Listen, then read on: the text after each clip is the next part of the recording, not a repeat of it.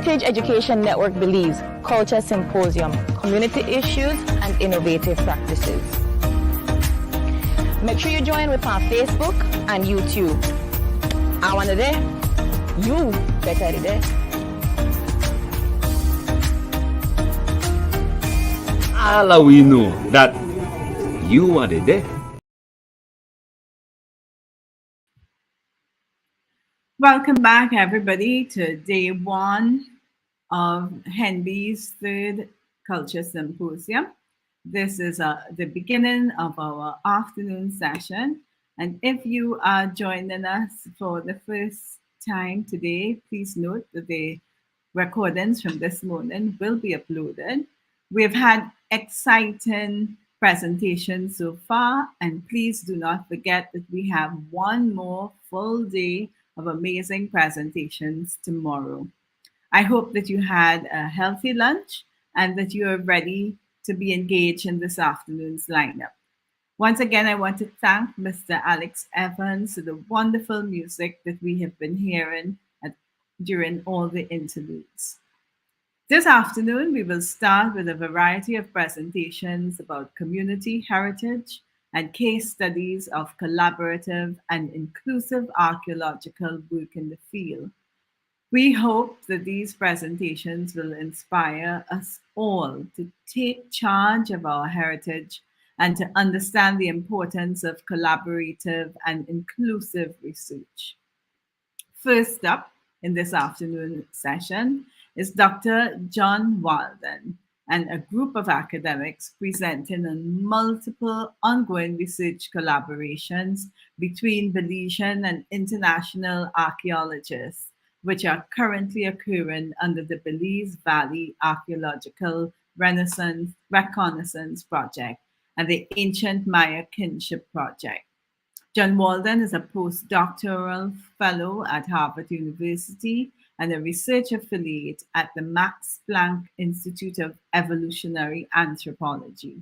John holds a PhD from the University of Pittsburgh. His research employs DNA and archaeological data to reconstruct classic Maya kinship by examining genetic relatedness and archaeological correlates of social connectivity. Walden is attempting to construct kinship networks between the rulers of several Belize River Valley polities, while their intermediate elite lords and their commoner populations. This research develops approaches for understanding kinship, the agency of social actors, integration across urban and political landscapes, and identity and political affiliation. Dr. Walden's presentation is entitled Forming Reciprocal Archaeological Learning Partnerships in Belize.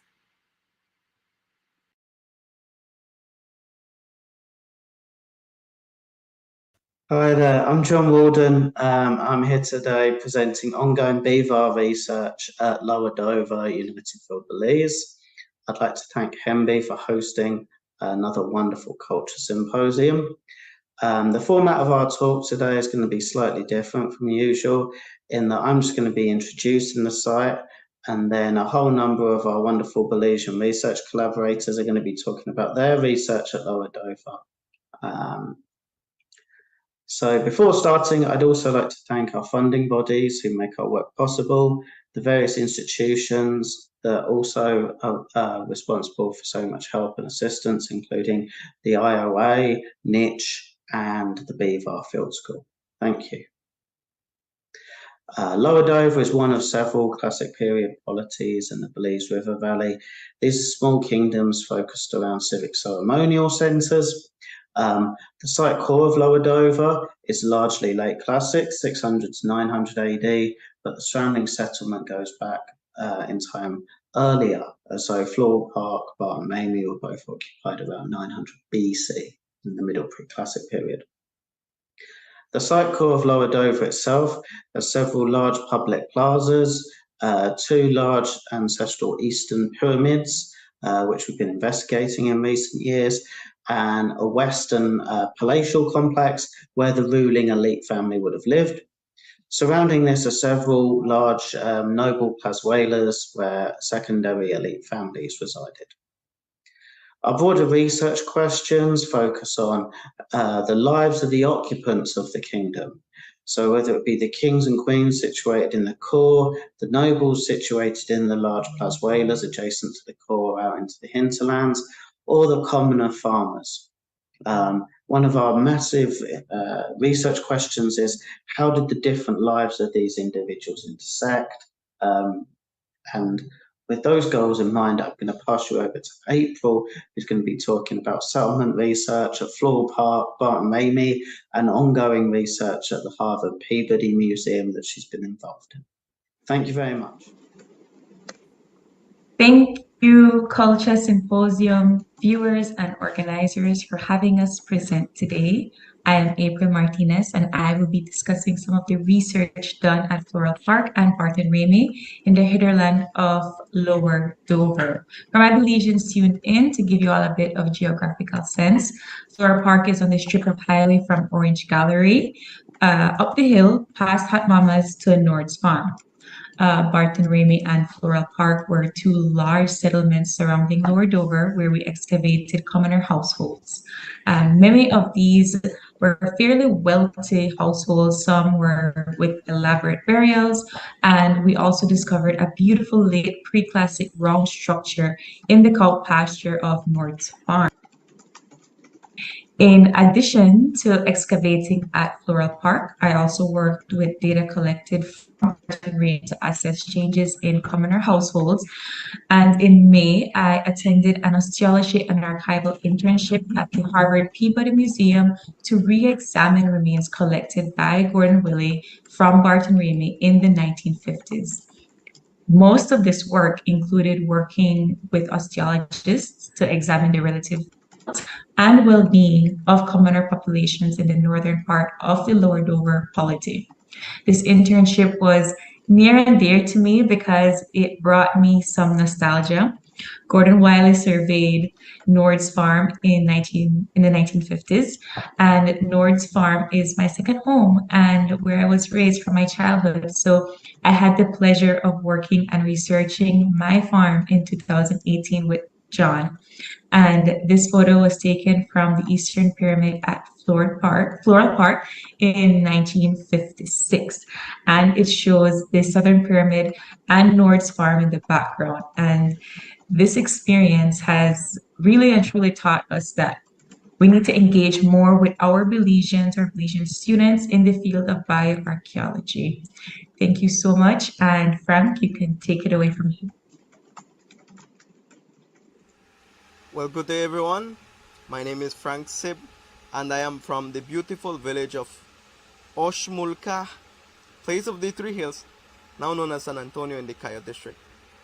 My involvement in the Lower Dover project was not only to share my knowledge in Maya epigraphy, but also to learn an array of skills that enhance my knowledge in archaeological methods.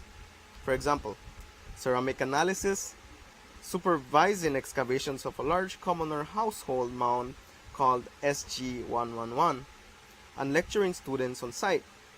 I also collaborate with John on the Ancient DNA Consultation Program, where we go around our village interviewing people on their opinion of archaeology and the ancient Maya DNA research in the Belize Valley.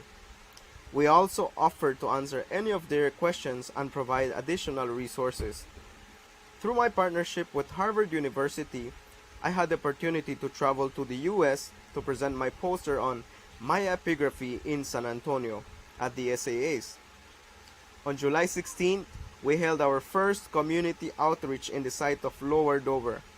We hosted 120 people from San Antonio, Socots, Unitedville, Benque, and San Ignacio areas to join us for lectures on different archaeological topics such as residual analysis, food in the ancient Maya iconography, bioarchaeology, and many more topics, after we ate a whole lot of traditional Maya food.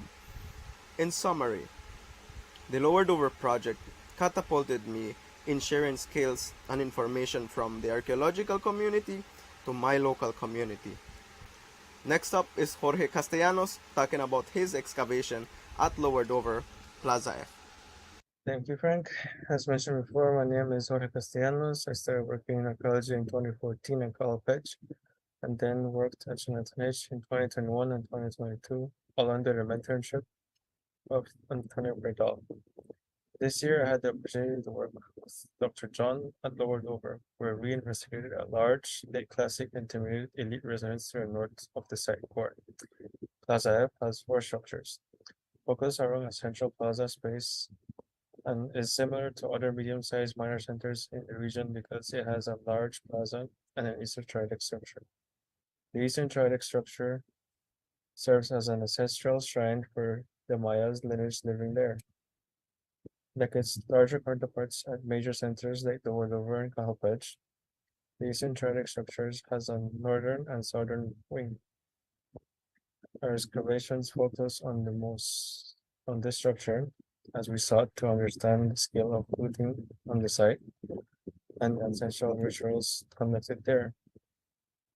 We wanted to determine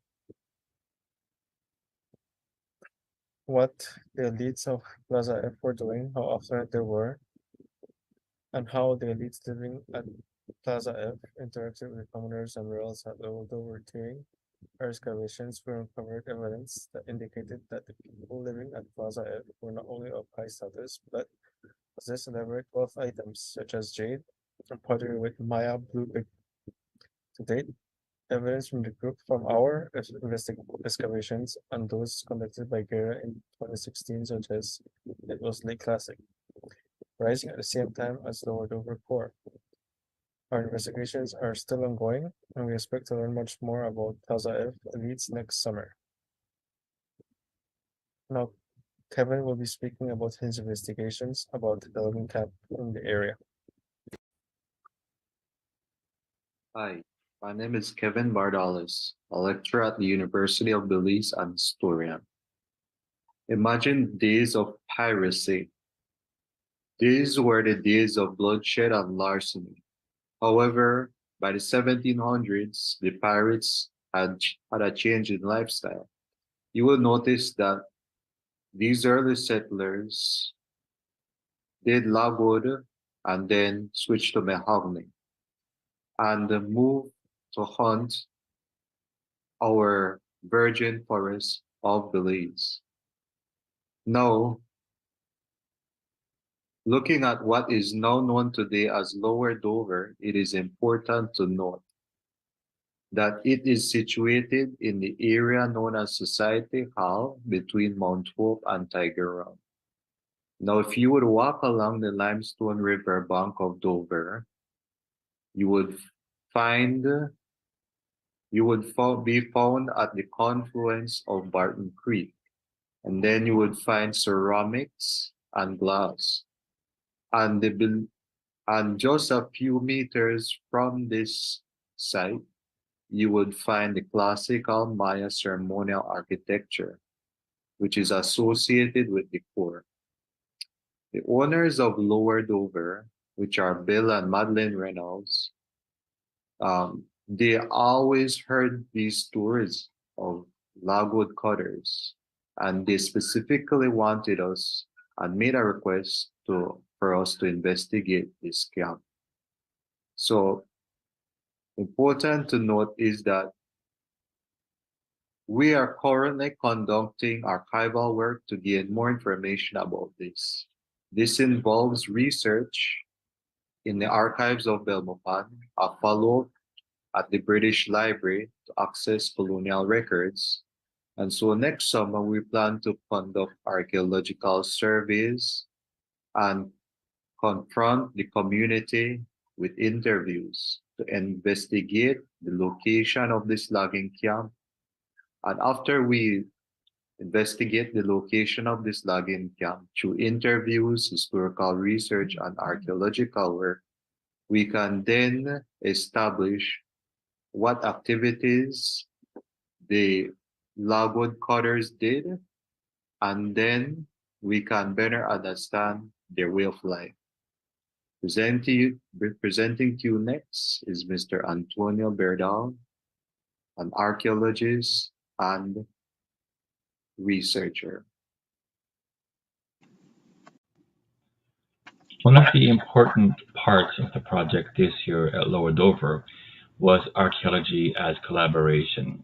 It was something that was reciprocal between the archaeologists that came to visit and work and the Belizeans who worked alongside with them, which also inspired me to move my PhD research, at least a part of it, to Lower Dover to work with Dr. John Walden and other BVAR staff and with many Belizeans, inspired by what I saw take place this year. I believe collaboration is important. From what I saw this year at Lower Dover, working alongside Dr. Walden and his team and the Belizeans, is that it increases the representation of Belizeans in archaeology, particularly young Belizeans, who were given roles beyond that of just moving buckets, but also assisted in supervising as well as analyzing.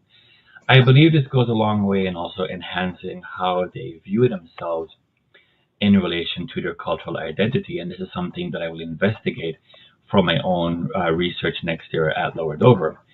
And when you have this kind of collaboration, it goes a long way in also decolonizing the practice of archaeology by having people who may have a different point of view work alongside people who come to visit archaeologists.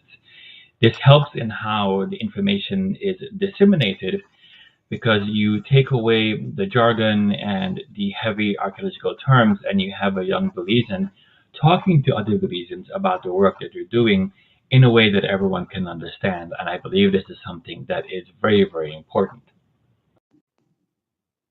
I believe this year what we witnessed at Lower Dover was how collaboration really impacts Belizeans. There was a bridge that happened between the archaeologists who were working there and the Belizeans who were there and who had a voice in how the work was to be done. When you ask them for their input and points of view, it is very important. But not only that, when you go out into the communities and you ask them, what is it that they want to learn?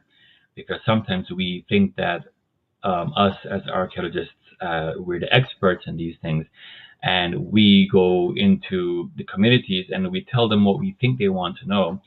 But we found out that these people who came to visit for the open day, for example, wanted to know more about food, and thus the open day featured heavily on food. This is important. But this year as well, collaboration went as far as having Belizeans in the roles of supervisors as well as analyzing artifacts such as ceramics. That is very important. There are still challenges to collaboration in Belize, however. One of that is that there is still this distance between projects that come to visit and the Belizean public, whether it's the projects not going into the communities or just hiring Belizeans as field hands. There's also a lack of funding when it comes to this kind of research, maybe because it is not seen as being academically important enough. And when you lack academic coverage of this kind of research, then it might not be seen as important and takes a backseat to everything else.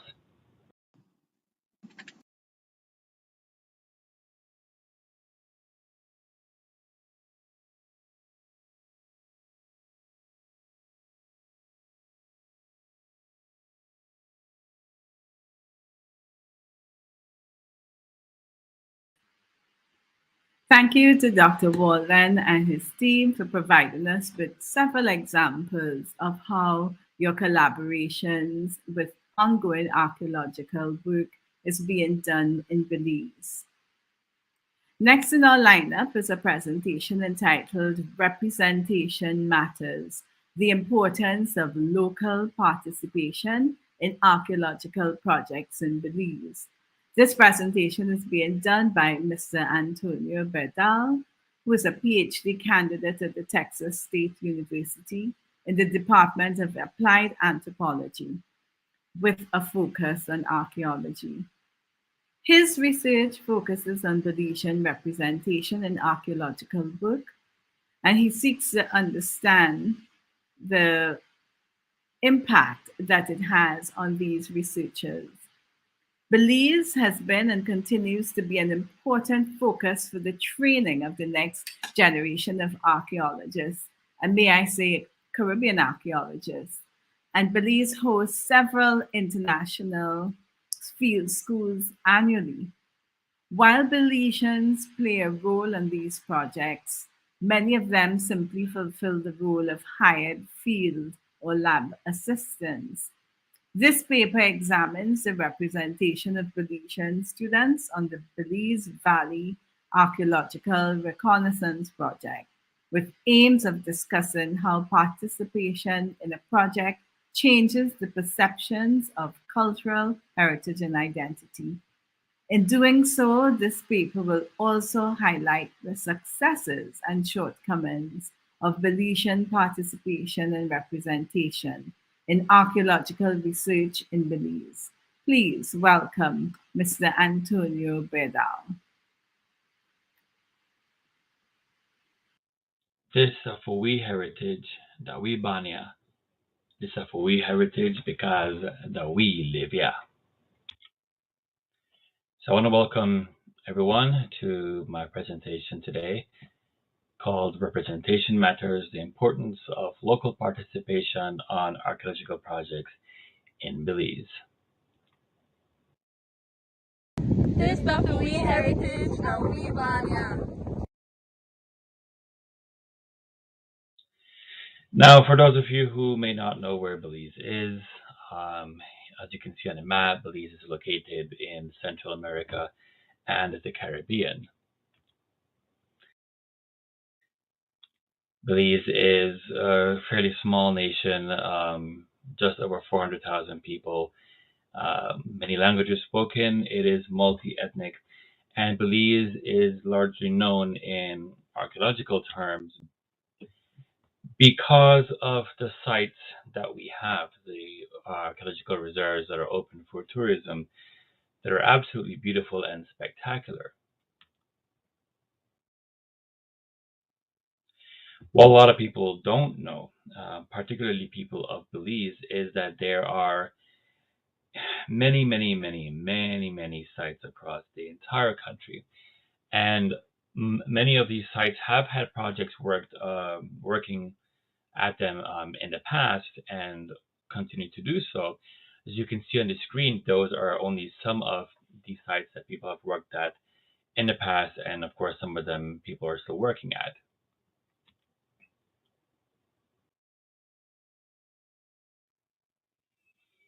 I believe in the past, and perhaps maybe in some places it still carries on, where archaeologists who come to Belize to work view the local communities as a reservoir of cheap labor to come and move buckets and for no more. They're not really seen as consumers of knowledge of their own past. And we can see how this is manifested in different conferences that are put on, articles that are written, books that are written in such a way that makes it difficult for the local populace to understand because of the heavy archaeological jargon. Currently, however, I think more and more archaeologists are starting to realize that the archaeological remains of a nation are an important part of the community's cultural heritage. And so a lot of the projects that work in other parts of the world see it as being of importance to engage with the community members to expose them to the archaeological work that takes place.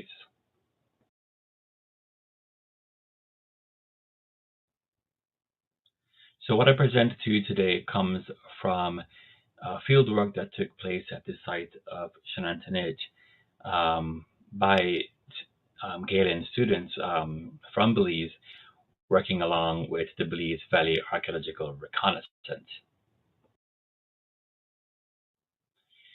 So these are my sources. Everything that I present today comes from interviews that took place with these students and workmen and volunteers. In the interviews that I had with them, there were some topics that emerged, some of them that were good, some of them that were a bit distressing.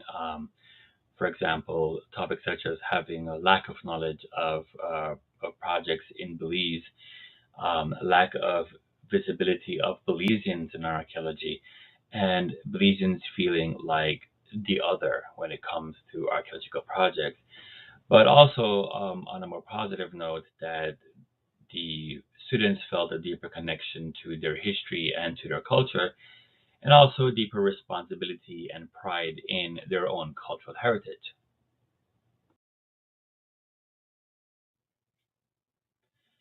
I believe that when you present some of the more troubling findings of community archaeology, you are being more honest in the work that you do. What is true is that most of the stories that are documented when it comes to community work and community engagement are the success stories, and there seems to be a lack of an actual audit on how these projects work. So when it comes to the lack of knowledge of projects in Belize, um, most of the students that I spoke to had no idea in the past that archaeological projects in Belize were a thing, and if they knew that project existed, they did not think that they could be involved, like they were going to be held at arm's length. There was a common thread of no knowledge of sites existing beyond those that are open for tourism. And someone actually said, I thought it was all dug up, that no project existed whatsoever. And one young lady actually said that she had no idea that participating on a project was an option until she got to university. On the screen, what you see are three direct quotes from some of the students that I interviewed and how they viewed Belizean visibility in archaeology. All they saw in magazines and in TV were foreigners, predominantly white people who had come in to do the work, to do archaeology. The white people were the experts. In primary school and high school, whenever archaeology came up, if at all, they were told that foreigners come to Belize to excavate. And what they learned was that by working on these projects, that there are many qualified Belizeans who work alongside the foreigners and in some cases having more knowledge and more experience. But whenever you see Belizean archaeology being presented in the media, it is the white person that is there with the clipboard, and they are dressed as an archaeologist. They look different. And the ones who are getting dirty, the ones who are doing the heavy work, they look like us. They look like Belizeans. One young lady actually said that she just thought that archaeologists were at sites just to come and loot. Beyond the capacity of knowledge and being visible, quite a few of my students felt othered. They recall being at the Belize Archaeology Symposium and not fitting in because they didn't understand what was being said. The archaeological language was just way too dense. There was even an experience where tour guides assumed at Shenandoah that the Belizean students were not students at all. And as you can see the quote that I have on screen, the one young lady said it made her feel invisible. But it's not just there that they feel invisible, because there was also no representation of them on the project's social media. And I asked them this, and they were like, yeah, we would go home and check the Instagram and the Facebook every single day to see if maybe we were posted, if there was a picture of us, and there was nothing there. And one of them said quite, bluntly that, we're doing the same work and we matter as well. I mean, the B in the name of the project stands for Belize. But it's not all bad news. There is some good that came from the Belizean students participating on this project, and that they felt a connection not just to the site but also to the artifacts. They had a deeper understanding and appreciation for Belizean history before the coming of the Europeans, and felt that Belizeans have to be involved in the telling of our own history, that we can do the archaeological work ourselves, and that we can start to break down these established barriers that are put in place largely by academia, and to uplift our own people with better representation. This is the full heritage that we live here. Um, when it comes to Belizean heritage, one of the things that I always talk about in classes here in Texas is that we are a nation that is comprised of many cultures and many ethnicities, but we also largely see ourselves as one people. At least that's something I like to believe, where we are under the umbrella of Belize first, and then everything else comes secondary to that. So participating on a project like this, when you have many different cultures and ethnicities coming together to work together, it is the very definition of our Belizean heritage. An important part of working on these kinds of projects is the pride that it gives you in towards your own cultural heritage. My student Celine comes from the south of Belize, where there is still that internalized stigma of Maya heritage, and she felt it herself, where she internalized her own stigma and had no interest in learning about the food, the history, the clothing, about any of it. But one day when she was digging, she found a spindle whorl, and that changed her entire perception, not only about what archaeology is, but just how archaeology can help you connect to your own history. There is something that happens to a young person when they participate on a project, when they find artifacts and they're able to connect not only to the site but to the pieces that they're finding, and how much it changes how they view themselves culturally, how they view themselves ethnically, and how they view themselves in relation to Belizean cultural heritage. That sentiment of connection to the site and to the artifacts is something that has been echoed by many of the students and young Belizeans that I interviewed, having a connection, something deeper to what we're digging, because we do live in Belize. It is our country, and the archaeological remains are also part of our history. The whole point of this presentation is just to show that representation helps a lot. These young Belizeans are working in a field that is largely of a foreign pursuit, and their participation tends to be largely overlooked. But sometimes all you need is a post, a shout out, a highlight of Belizeans doing the work, so other Belizeans who are out there can realize that something like archaeology is also within their grasp. Some people may argue it's just a post, it's just a picture, it doesn't matter, but it does to the ones who are doing the work. It is, and it matters to those who are social media consumers. Highlighting Belizeans is important. It can be a very good selling point for your project, that you are engaging with communities. And why not highlight the Belizeans who are working on your project? Because this is their heritage that the projects come to dig. They live in Belize. This is the heritage that they are living. And to show that not only foreigners care about archaeology in Belize, but that Belizeans do care and that they can also do it. So to wrap this up, the whole point of this is that representation matters. A single picture, a single post goes a long way in decolonizing archaeology in Belize, by showing many Belizeans out there that Belizeans can do the work and are doing the work. One of my students, she said that when a local school had come by to the site, and were talking to them that these kids were surprised that Belizeans do the work at all, but she felt like she appreciated that the group had come by to see Belizeans in action, and this brings about awareness. This is the we heritage. The we live here. Do you like this though? Yeah. So just to close on this, with that quote once again that I got from Akira, this is for we heritage, that we live here.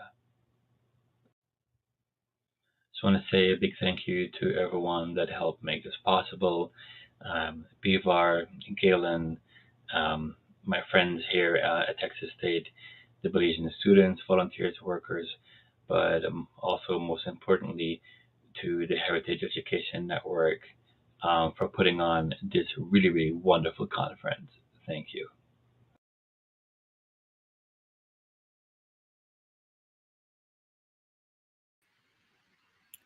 And thank you, Mr. Beardall, for your informative and thought-provoking presentation that reminded us that indeed representation matters.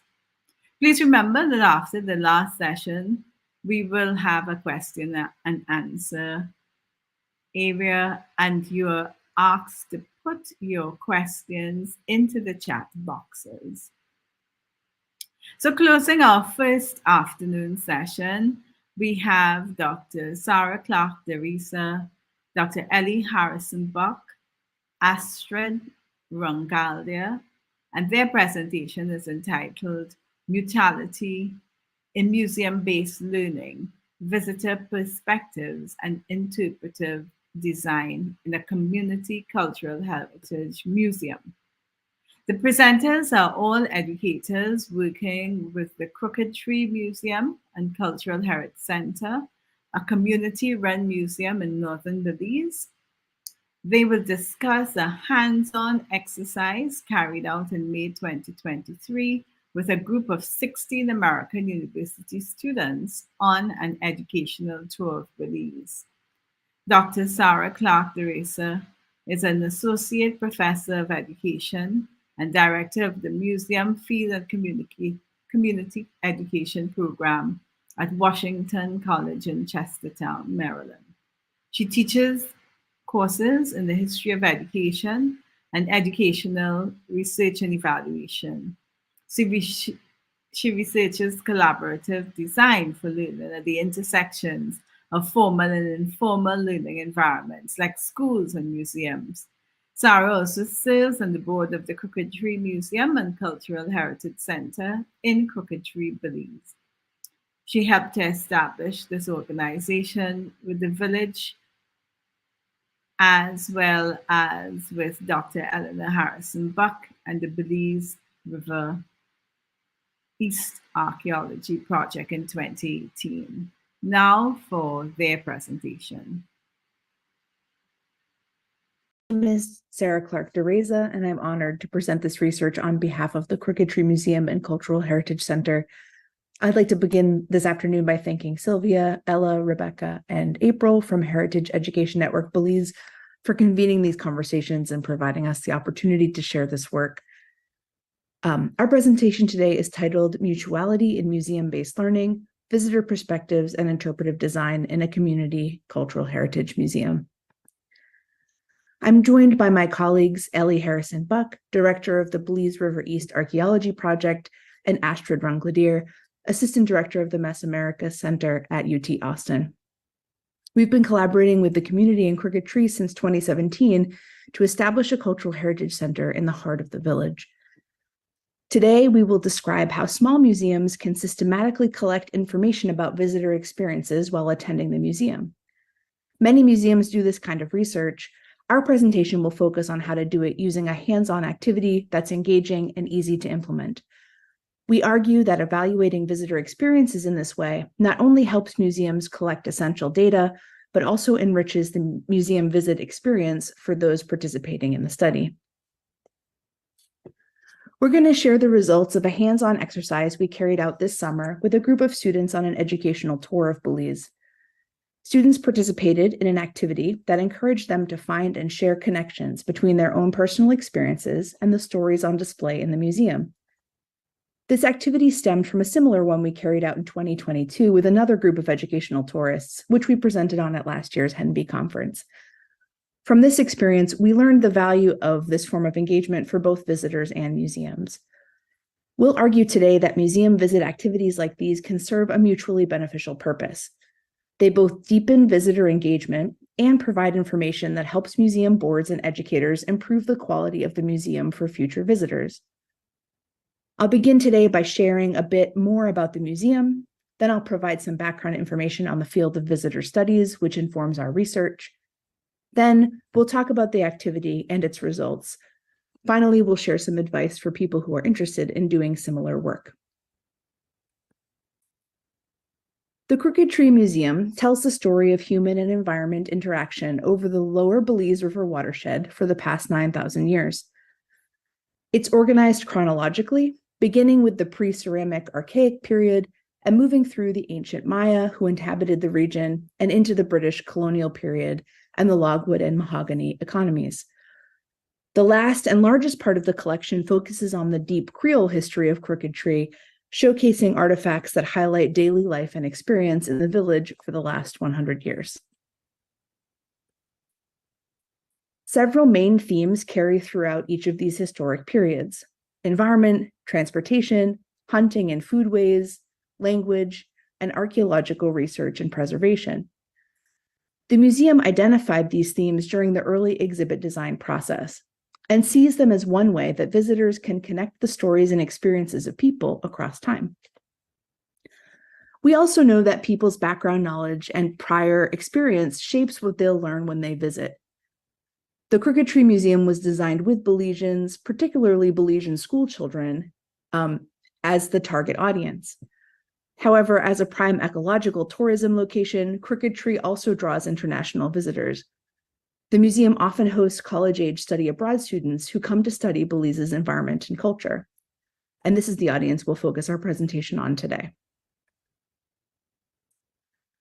Visitor studies, sometimes called audience research, is a field of research that takes place in museums and other community learning environments. The Visitor Studies Association defines the work as an interdisciplinary study of human experiences within informal learning environments. The systematic collection and analysis of information or data to inform decisions about interpretive exhibits and programs. Put simply, the purpose of visitor studies is to investigate the interests, behaviors, and motivations of people who visit a museum in order to improve the quality of the experience that those museums provide to others who visit in the future. Visitor studies can use a range of methods to collect data and can be done at many scales. Many museums collect demographic information, surveys, interviews, or behavioral observations. They ask questions about what motivates people to attend, what they look at or engage with while they're there, and what they most enjoy about their experience. The museum, in turn, uses this information to make plans for marketing, special events, or changes to the museum collection and interpretation. As you might already be thinking, this kind of specialized work can be resource intensive. It requires time and energy around planning, data collection, and data analysis, and that's all even before you commit to make the changes that the findings from the study might suggest. Many large museums have whole teams of staff committed to this endeavor. However, we're here today to suggest that even the smallest museum can do this work in a way that both advances the mission of the organization and improves the quality of the visitor experience, even during the evaluation itself. For small community museums like the one in Crooked Tree, understanding the range of participant experiences is essential for creating a space that's inviting and accessible to many different types of visitors. The activity we will now describe helped us see the Crooked Tree Museum collection from the perspective of study abroad students. It also helped the study abroad students gain a deeper and more personal understanding of Belizean history and cultural heritage. In May of 2023, 16 students from the University of Texas Austin's one-month study abroad program visited the museum. Participants were mostly undergraduate students. They came from a wide range of subject area backgrounds, from geography and sustainability studies to international relations and accounting. They visited the village of Crooked-Tree for one day to further their month-long research focused on understanding regional ecosystems and cultural resilience and revitalization projects in a variety of communities.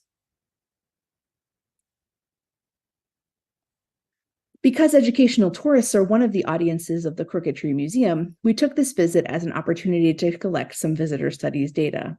We developed 2 questions we thought this particular group could help us answer. What objects are educational tourists most interested in? This question is useful to us because our museum uses a wide range of labels. Some include lots of detail, some share just very basic information. And over the years, we've been working to add information to labels for objects that people are particularly curious or particularly confused about. The second question we asked was, what connections do educational tourists make between objects from different sections of the museum? As noted before, the museum is arranged in time order, but includes some key themes throughout each exhibit. It's useful to know where visitors see connections between time and place, particularly international visitors who have less background knowledge about Belizean history and cultural heritage. Answers to this question tell us where these connections are obvious and where they could use clearer information. We knew the museum would benefit from getting answers to these questions. However, we wanted to ensure that this was a mutually beneficial experience. How could we enrich the student visitors' time in the museum while also gaining important visitor studies insight?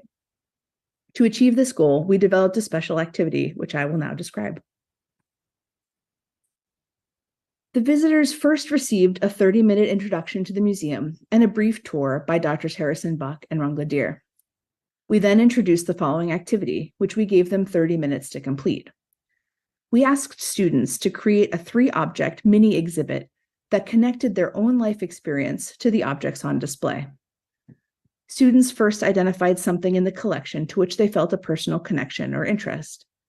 They then answered a series of reflective questions, encouraging them to consider what appealed to them about the item, what additional information they would like to know about it, and what they believe someone else might learn by looking at it. We then asked each student to find 2 additional objects that complemented that first in some way. Finally, we asked them to build a mini exhibit that they could imagine seeing curated in the Crooked-Tree Museum using those 3 objects they selected. Students gave the exhibit a title, established some related learning goals, and wrote a 1-paragraph introductory label for the exhibit. To conclude the activity, students participated in a brief reflective writing exercise. We'll now explore their responses in relationship to our 2 main research questions. First, what objects in the museum do educational tourists find most interesting? In total, students selected 32 unique objects from all sections in the museum and from nearly every display case. The highest frequency objects came from the colonial and Creole artifacts, as listed in the table. The only section of the museum from which no objects were chosen was the pre-ceramic or archaic area, which only contains 1 small display of chert tool points.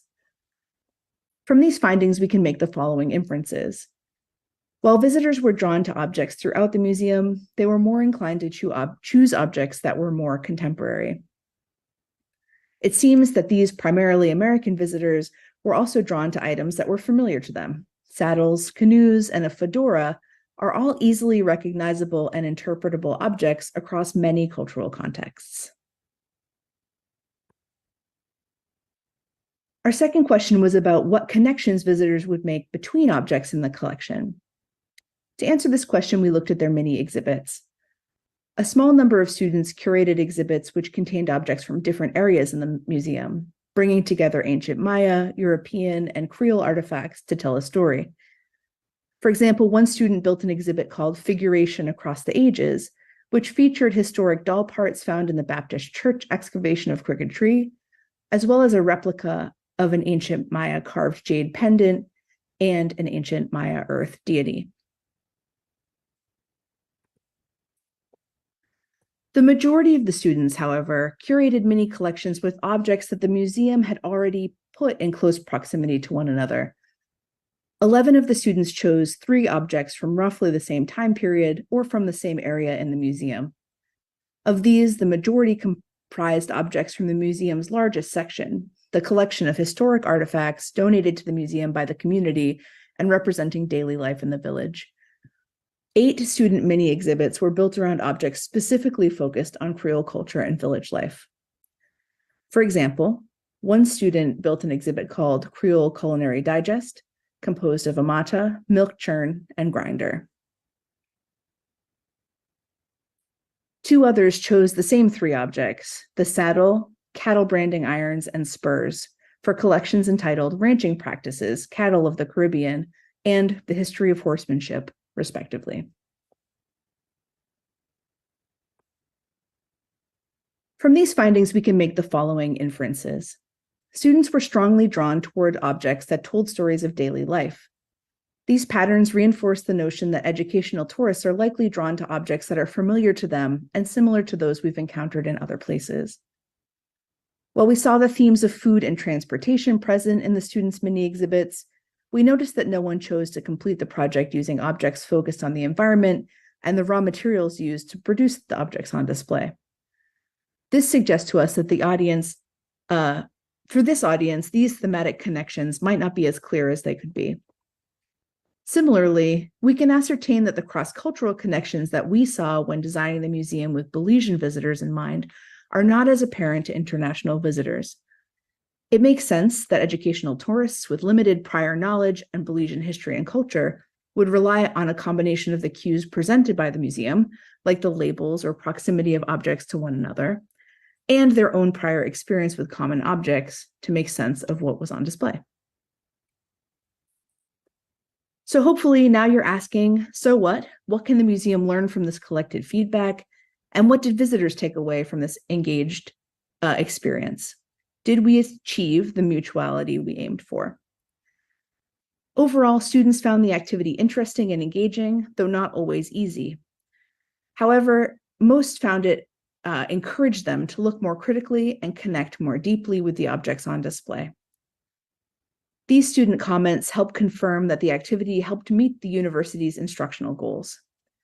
Student visitors made critical connections with the museum content and gained hands-on training in a curatorial exercise, which helped them understand not only what is on display, but also how museums work and why visitor engagement is valuable.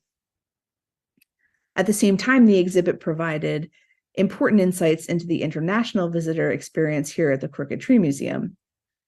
Having this visitor feedback shed light on which content is effective and what could be improved, which informs museum interpretive strategy and planning moving forward.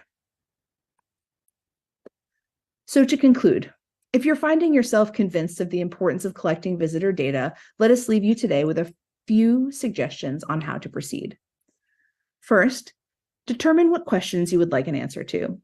Knowing what you're curious about will help you design an activity that gives you the answers to the questions you have. This exercise can also help museums who are still in the initial phases of exhibit design. It's a means of gaining useful feedback on what information is needed to help contextualize a cultural history and convey broader themes through material remains.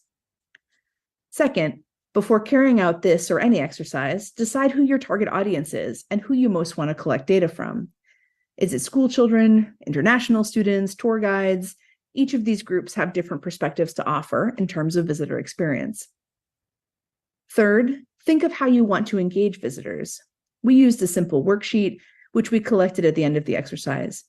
You might also choose to use a question and answer strategy where your guide listens for specific visitor feedback during a tour, or you could create a corkboard or poster on which visitors could provide written comments to targeted questions as they enter or exit the museum. There are many more strategies too. You can find them online or honestly reach out and ask me. I really love this stuff and I'm happy to help you brainstorm ideas that will work for your organization. With that, that's all the time we have for today. I want to end again by thanking Heritage Education Network Belize for the opportunity to share our work. I'm looking forward to this afternoon's other presentations and to our discussion.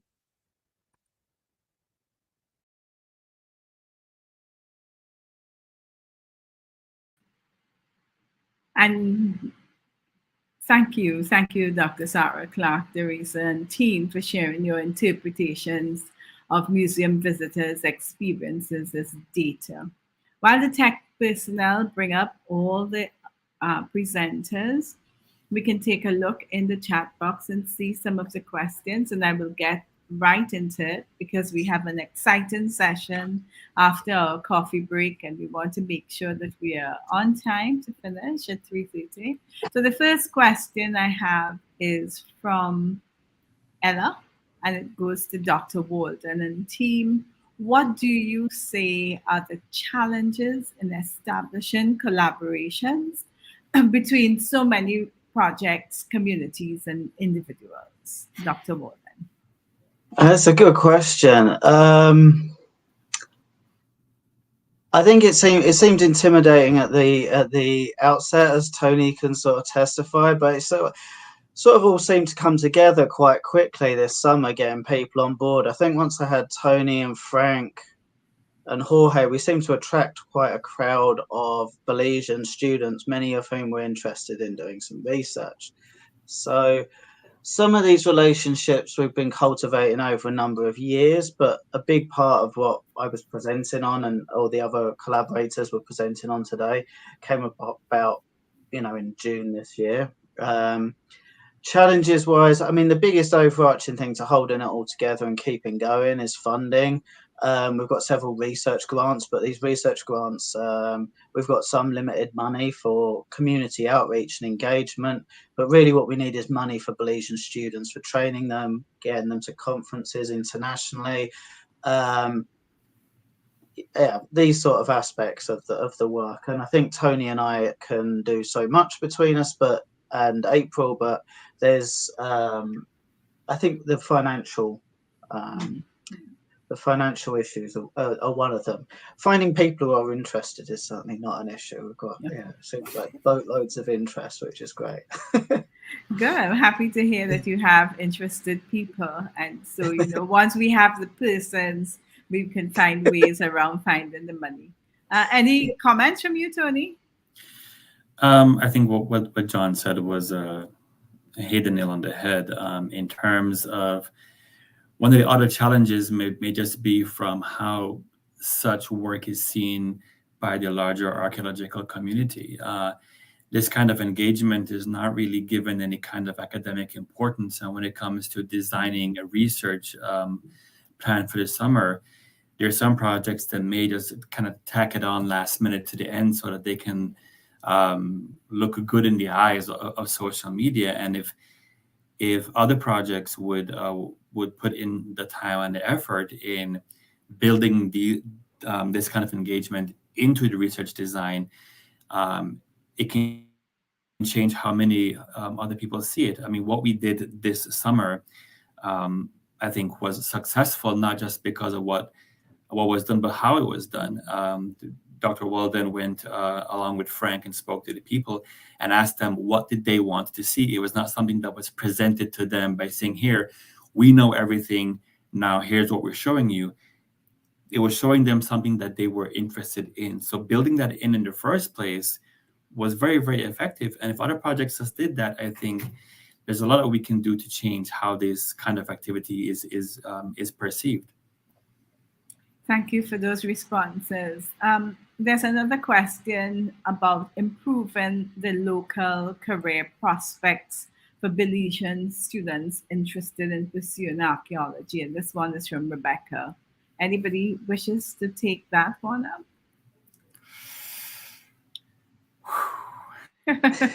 Is it such a difficult answer? I think what makes it difficult is that unlike the US, for example, where there are lots of jobs for people who get degrees in archaeology. They can do cultural resource management, for example. They can teach anthropology and archaeology. In Belize, because our population is so small and the cultural heritage management in Belize is so small, that makes it difficult. But getting experience in archaeology doesn't mean that you have to focus only on becoming an archaeologist. There are many other things that you can do with that degree, whether it comes to learning how to draw or learning how to deal with animal or human remains. There are many different things that one can do with a degree, especially if you also have experience when it comes to anthropology as a whole, not just archaeology. I think that Erin also picks up on that question, so I want to pass it on to some other people. You know, she asks, in archaeological projects, what kinds of structural changes should we work towards that can contribute to a more an open and inclusive archaeology in Belize? I don't know if anybody wants to take that one.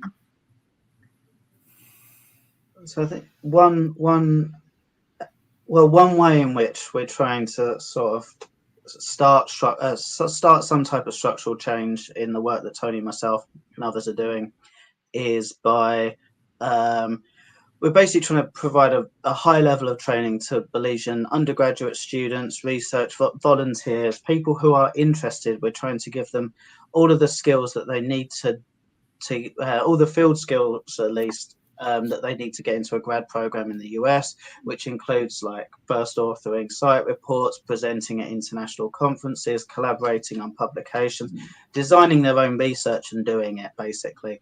And then all of these other parts of the puzzle, you know, there's a lot of other aspects to it, and a lot of it's reliant on money and educational opportunities and getting people to the point where they could apply to such programs in the US. But it's my hope that you know, a handful of folks that we're working with will move in that direction at least, or internationally. You know, it doesn't have to be the US, but yeah, you know, places where there is international funding for PhD positions and things like that. So that's one small way, and I think that's at this stage in my career and the careers of most of the people I'm working with, that's mainly what we can do at this point. Yeah. Thank you for that. Any other responses to that particular question? I would quickly add too that you know, I think structural changes, you know, we think of big things like education, right, and showing how archaeology connects to core learning, and we're hoping to do that obviously with the Crooked Tree Museum, with educational groups. But I also think the kind of grassroots stuff that we're talking about and the hands-on work that and experiences that you all have given students, and you know, I think you're not just teaching them about archaeology, you're teaching them how to be an archaeologist. You know, and I think there's many applications for that, and that's how you sort of start that structural change to make really people feel like it's attainable. And so if you have anything more to add on that front, I would like to add maybe one of the simple ways of doing this is to start with documentation.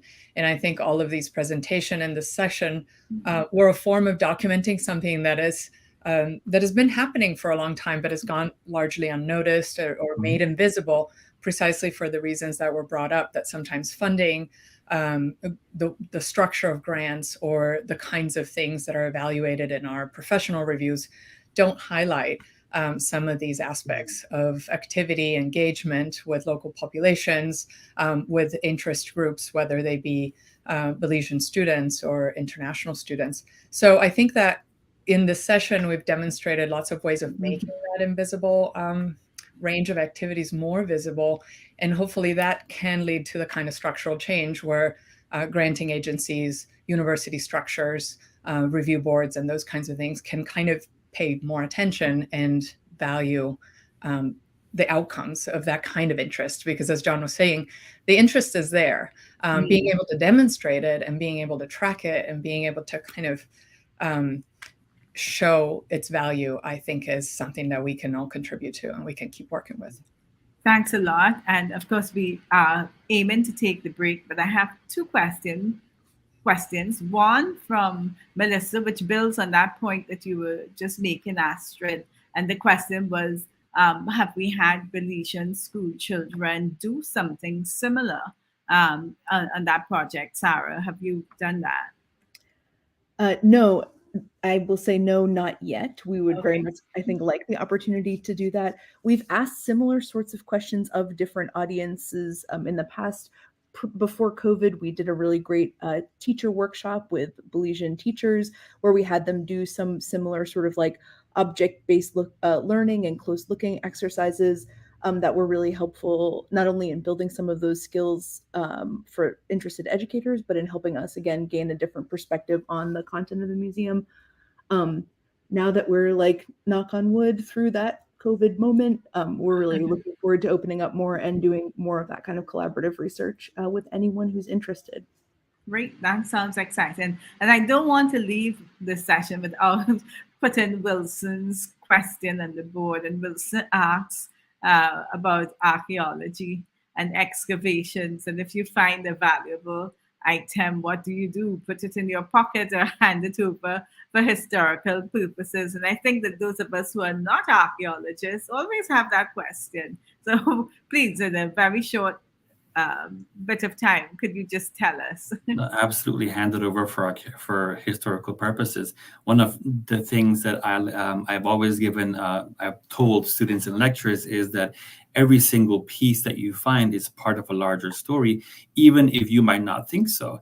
So if you lose one part and it leaves the country, then that's one part of the story we will not get.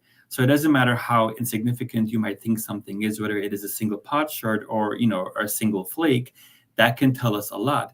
So when something is looted or stolen, that's something that we can't get back. And eventually all we'll have left is pictures because the real things are gone. Yes. And thank you very much for those words of guidance as we close this session, the second to last session of the afternoon sessions. We will have a short break and then we come back to our last session. Thank you to all the presenters. You did a wonderful job of highlighting the work that you're doing. And I'm so happy that this is being recorded because we are documenting, as you say, what has been going on for a long time. Thank you very much. See you in 10 minutes.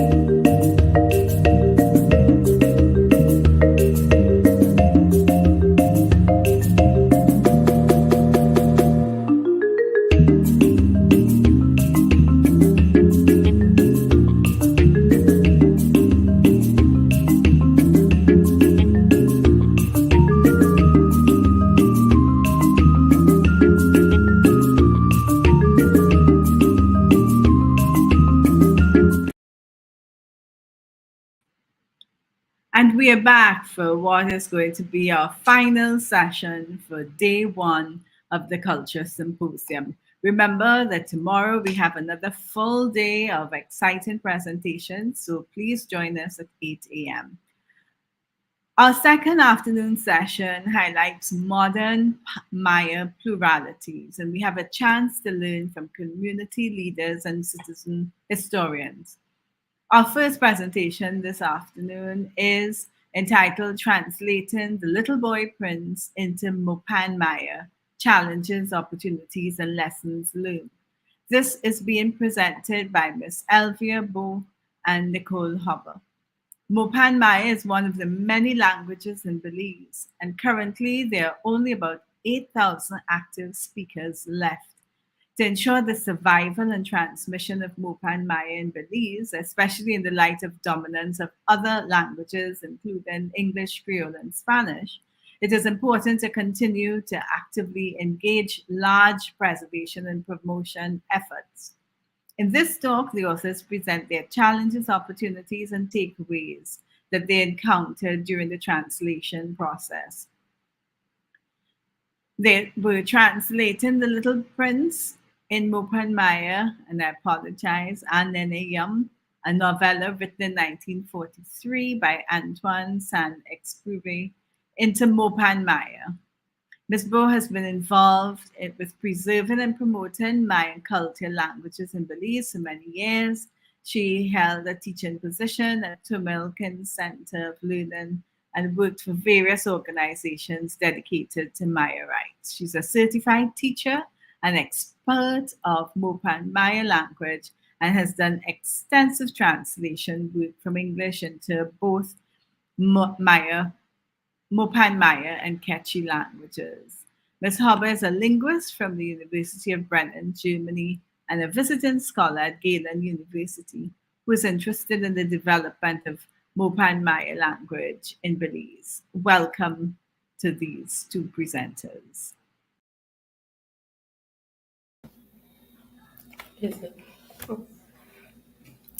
My name is Elvia Bo, here with my colleague Nicole Hober from University of Bremen, and also work with Galen University.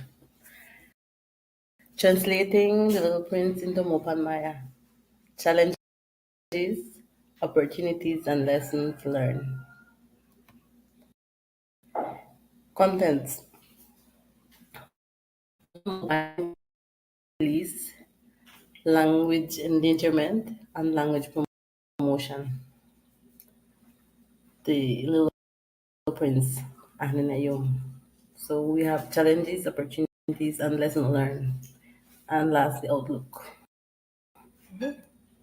Okay, so we're going to start to talk a little bit about Mopan Maya in Belize. Mopan Maya is one of the 3 Mayan languages spoken in Belize, and today it's roughly some 8,000 speakers still speak it, who mostly reside in Toledo and Stand Creek district. Now, these are, of course, not large numbers, and in fact, we see across the globe that there is endangerment of languages and culture around the world, with speaker numbers declining. And there are various reasons for that, such as globalization, migration, acculturation, imperialism, and neocolonialism. In fact, out of the world's 7,000 languages, nearly half will become extinct, according to recent estimates, and today about 43% of languages are endangered. This is why it's important to promote languages, and therefore UNESCO has advocated for Indigenous Languages Decade and point to the need to revive, revitalize, reverse, or promote Indigenous languages. And of course, there are several ways of doing so, for instance, developing written resources or using technology as a tool for promotion. And with our project here on the Little Prince, we target the development of written resources. So let's talk very briefly about what The Little Prince is. Some people might be familiar with this short novella written by Antoine de Saint-Exupéry in 1943. The novella deals with the story of a young prince who travels to different planets, such as Earth, and it deals with topics such as love, loss, friendship, and loneliness. And there is also a strong topic that targets the human connection to nature. So the translation of the Little Prince into Mopan with the title Ahneneyum is a side project of a larger project that we're conducting here dedicated to documenting and describing contemporary Belizean Mopan Maya in order to further promote its usage. Ahneneyum is translated from one of the translations from in English, and so we're translating from that. Specifically, then Miss Elvia Bo is translating, Nicole Hober is doing the editing, and Mr. Richard Peck was kindly involved in proofreading the drafts. And we additionally also use a dictionary as a guidance for spelling and finding words and expressions. When this project was conducted and continued, then there were several challenges that we met along the way. One of the challenges is, of course, how to spell things in a language that's usually not much spelled.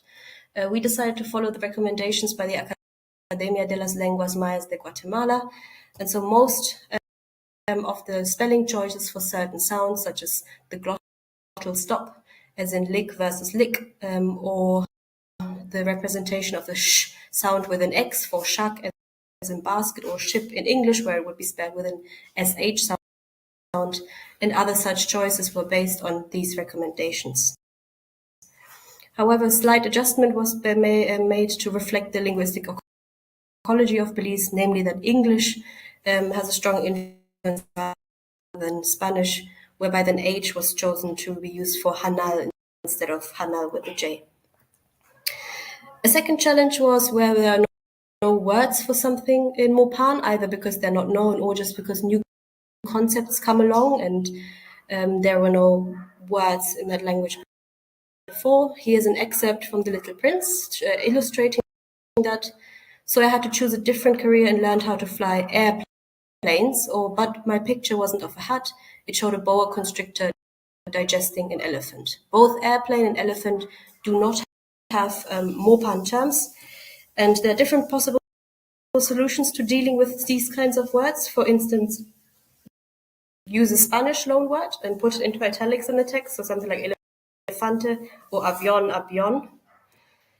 We could also use an English word, loan word in those cases, and put it into italics, like elephant then, or plane or jet. Or we could come up with a feasible possible Mopan word for a concept, so something like huge grey animal, or description of whatever that thing is. In the case for the airplane and the elephant, we opted to use avión for airplanes, because this is something that speakers use very frequently here. And for the second one, we went with elephant. And for each of these cases, there have to be decisions. And of course, people will disagree or argue that another decision would have been more feasible, but in order to move on with the project, then such decisions need to be taken.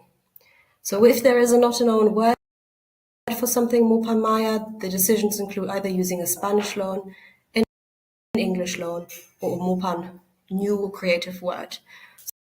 So Spanish loan we decided to use mainly if the concept did not exist prior to colonialization, but the word is established in the speech community today. An English loan word is again something that did not exist prior to colonization, but is more recently borrowed through technology, migration, etc. And a Mopan word, or a creatively new Mopan word, was used if the word could potentially exist, but something is just not known anymore, or not known by everyone. And now we come to the third challenge, which is probably the most difficult one and the most challenging one, staying true to the text, but also staying true to Mopan Maya. So Ahneneyum challenge is, which it is very true to staying true, like knowing your history. Who are we? Who am I? Where do we come from? Where are we going? These unanswered questions are blocks that keeps us from exploring our language and creating love in what we do. These unanswered questions are blocks that keeps us from exploring our language.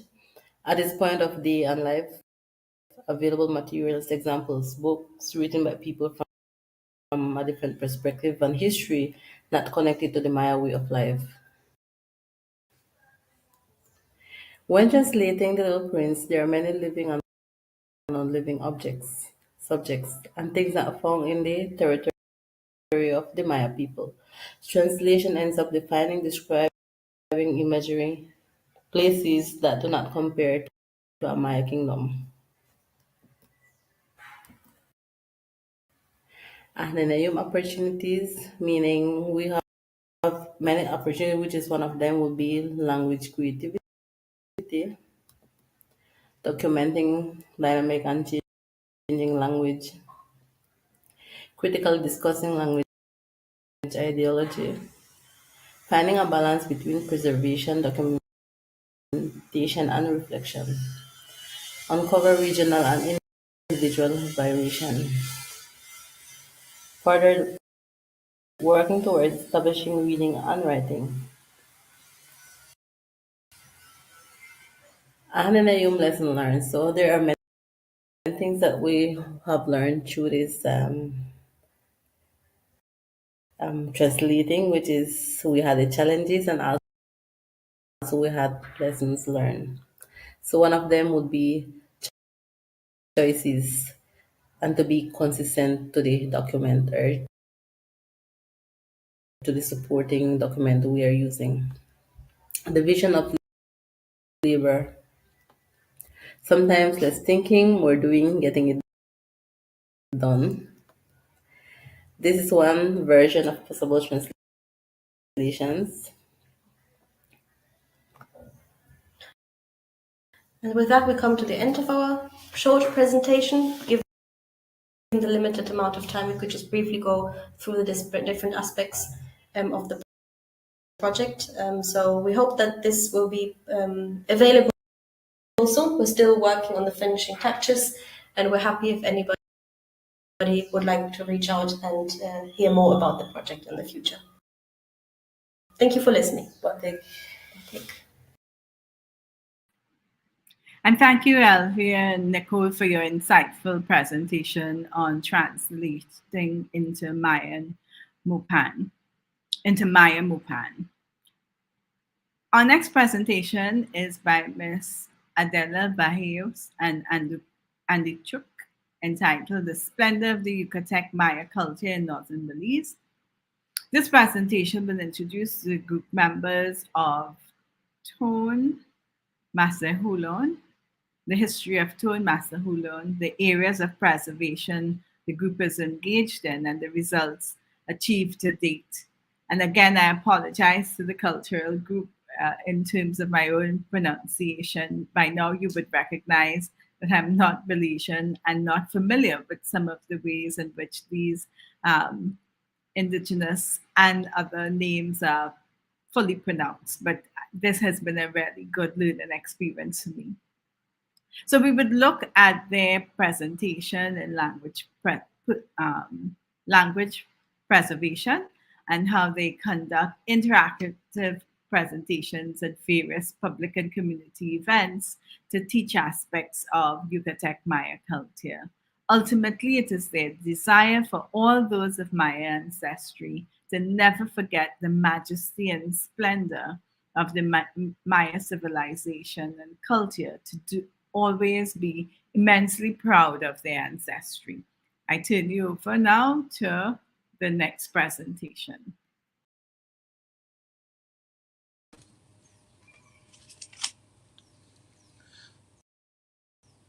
Maalub Chinilkin, Inka Vaye Adela, Inka Hale, Hatsuts Corozal Belize. It's a pleasure to be with everyone this afternoon. My name is Adela, and I'm coming from beautiful Corozal in beautiful Belize.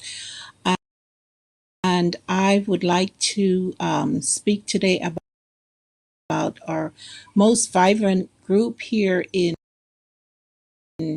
Corozal, called Tone Masewalon, means we are Maya, and we are a cultural preservational group here in Curacao that was formed in 2017. And the reason why we formed it is because our observation was that in Curacao, what was missing was the pride of being of Maya ancestry, is one. And also, we had this situation where we were at a critical stage in that the language was slowly dying off.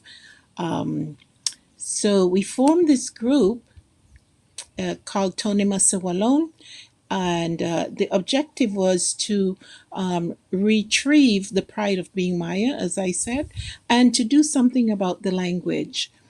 And our group is comprised, well, initially we started off with about 6 active members, and today we have over 50 active members within our group.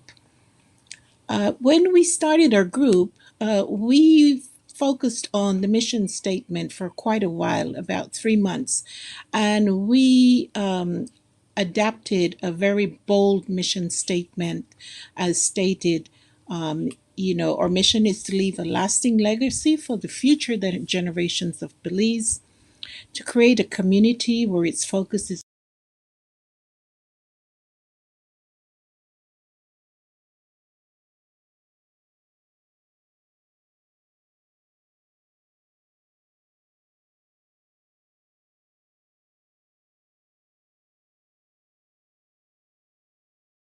one of a brotherhood where all families are harmoniously living with each other, and generosity is an innate expression of our culture, where we learn to live in harmony with nature and each other while expressing a profound respect and love for Mother Earth and other human beings. And all generations are linked in the language of the Maya, and each person exudes confidence and pride of his Maya heritage. So for us to go about building on our mission statement, which was very broad, we had to encompass every area of the culture. So a culture is made up of many various areas, various things. And so we focused on the spirituality is a big component for us. The language, as mentioned, was in decline. The attire, the gastronomy, the dance, folklore, traditions, workshops, music, and other things came about, such as educational, promotional activities, currently research. We've had milestone and various areas that just naturally built upon as we embarked on preserving our mission statement. So for the Maya spirituality area, we know that the Maya have practiced their spirituality for many hundreds, thousands of years, and surprisingly, the spirituality is still alive and well, especially in northern Belize because of our focus, and we continue to teach about this spirituality, especially to the now generation. Most recently, this summer, we had the privilege under Dr. Cynthia Robbins to have an entire day of workshop at the site of Adventura here in Corozal, where the children came and they learned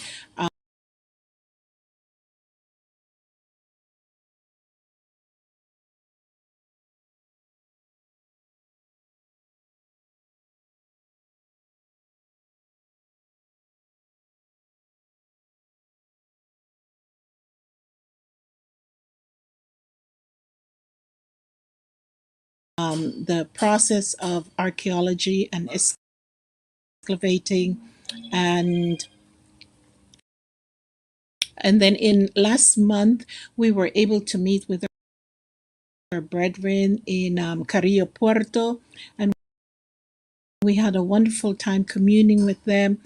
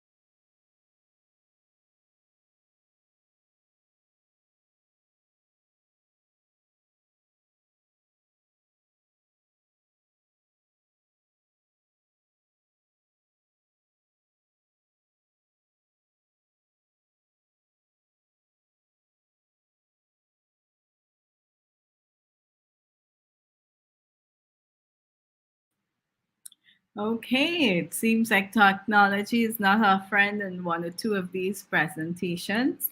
Backstage, they're working to re-establish this connection. So just remember that we do have a question and answer session at the end of this section, which is our last section. And I see already there are a couple questions in there. So let's try again. Are we going to try backstage? Are we going to try to upload the existing presentation by Adela, or do we move on to the next one and try to come back to this one? All of our presenters today, as you can tell, have uploaded their videos of their presentations so that we can get them all done. And everything will be recorded and uploaded completely in our HENBI website, on the HENBI website. So you can always come back and look at any ones that we have missed. While we then also wait a on second that, one for the children in Shaibe. And the end result is that we came up with our first book, which will go into publication in the near future. And this book is geared towards children, and it will be in 3 languages, in Yucatec Maya, English, and Spanish. And this was all done, came about because of the generous financial support of the Ministry of Indigenous Peoples Affairs here in Belize. So we are very grateful for that support, and also for the wonderful outcome that we have in the area of language. So for the Yucatec Maya attire, everyone within our group proudly don our Yucatec Maya attire. And here we have 2 beautiful Yucatec Maya ladies, Hatzutz. And so that's what we do. And for the area of gastronomy, we actually, a couple of years ago, inaugurated our first Yucatec Maya cuisine establishment. And at the Hanal Yucatec Maya cuisine establishment, the public can come and enjoy the Yucatec Maya gastronomy. And you can also come there and learn how to cook the Yucatec Maya way. And so we continue to preserve all our foods. So we have like the chaya with tortillas, and there's no way of being healthy eating foods directly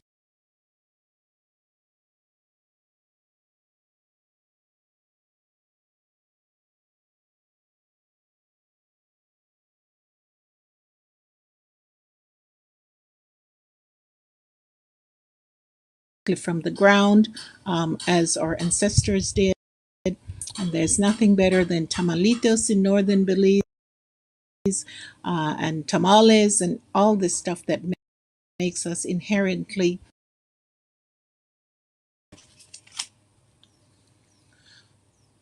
from northern Belize. Another thing that we have done is that we have our Yucatec Maya dancers under the direction of Doña Genara Cano and myself. And these young children are very wonderful in that they sought us out to learn the language of their ancestors. And they are the only group in northern Belize that can sing the Belize national anthem in Yucatec Maya. We're very proud of them. And then we have the efforts of our treasurer, Mr. Andy Chuc, who took it upon himself to have digital presentations to the community or the public on the Yucatec Maya folklore and legends.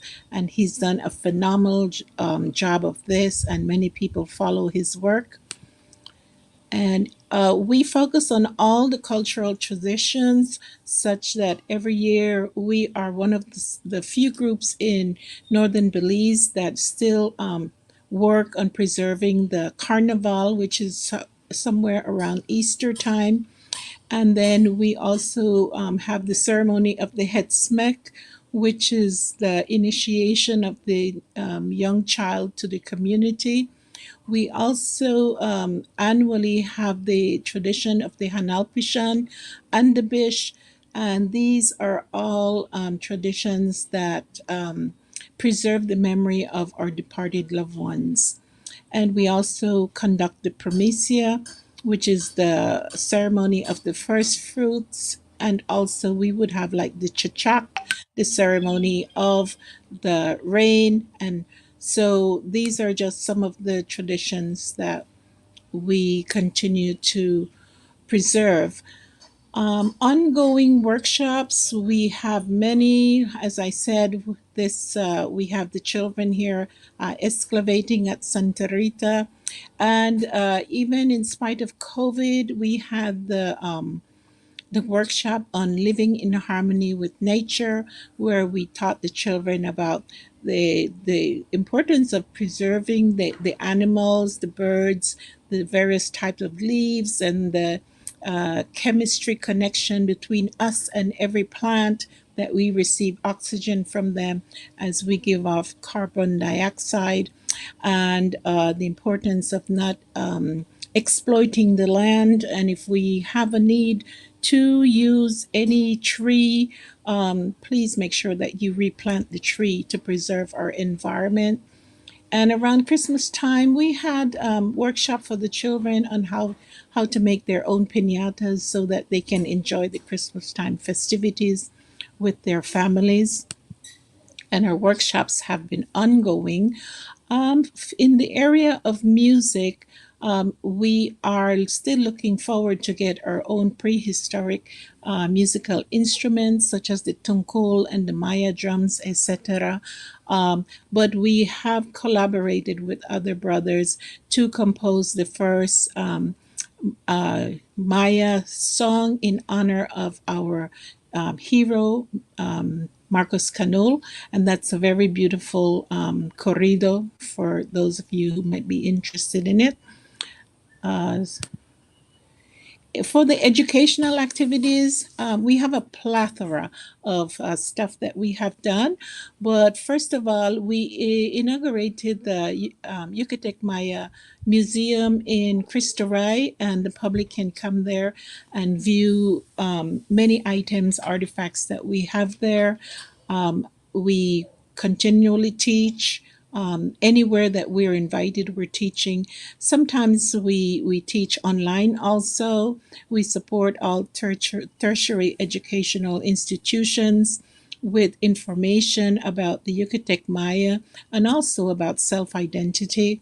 And we're always at all the cultural events at the primary school level to teach the children. So we take advantage of every opportunity that is given to us to educate the community.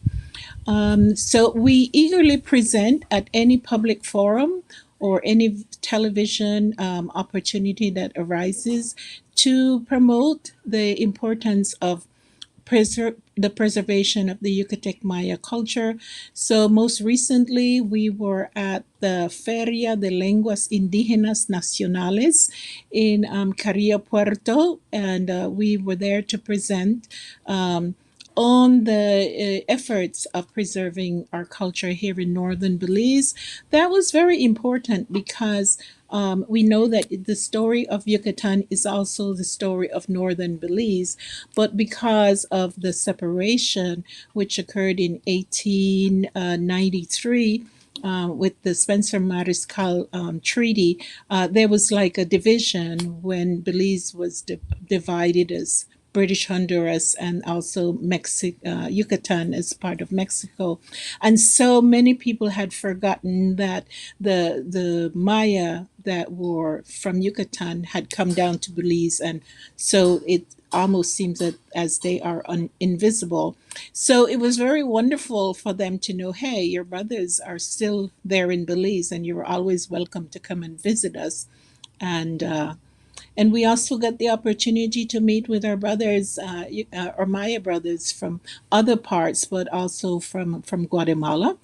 And we had a most wonderful time there. But we're always present at any public forum that we are invited to. We're eagerly to support.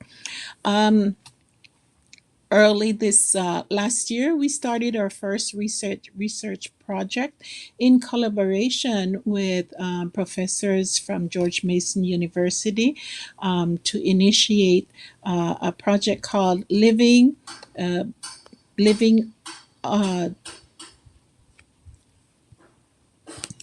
So the research project on the Belize living and contemporary Maya in comparison to the ancient Maya that lived 3,000 years ago. So we will have findings on that next year. And we had the opportunity to celebrate two wonderful milestones. Last year, for the first time, the Belize government made it a national holiday to celebrate the Indigenous Peoples Day. And we had a wonderful day of celebration. And because the children are our critical thread to the future, we elected to have a Maya princess instead of a Maya queen. And our first princess is Gabilu Satina. And she won that privilege because at 4.5 years old, she is able to sing the Belize national anthem in Yucatec Maya. And so those are just some of the actions that we do to preserve our culture here in northern Belize. One of the first actions we took was to create our Facebook page. And I want to say thank you to Mr. Andy Chuc. Because of that effort, now we have over 3,000 active followers on our Facebook page. So thank you to you all for being active followers. And we continue to work with our children because those are or thread to the future. Along with Dr. Martin Luther King, we also have a dream, and we find that it's important that we, in the near future, have our own Yucatec Maya Academy and Visitor Center where we can conduct more teachings, training, and workshop to educate and fortify our Maya community. So from the directors and members of Tony Masiwalom, a sincere thank you for your time. Thank you to the coordinators of the Second KULCHA Symposium, and it has been a great honor to be here with you today. Yumbotik Kanantaba. Thank you.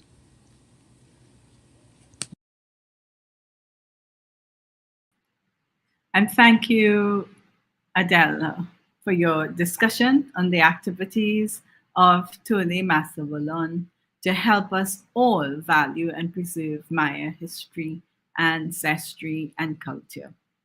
Next up is Andy Chuc, who is going to present a paper on contemporary Maya deities among the Maya Yucatec.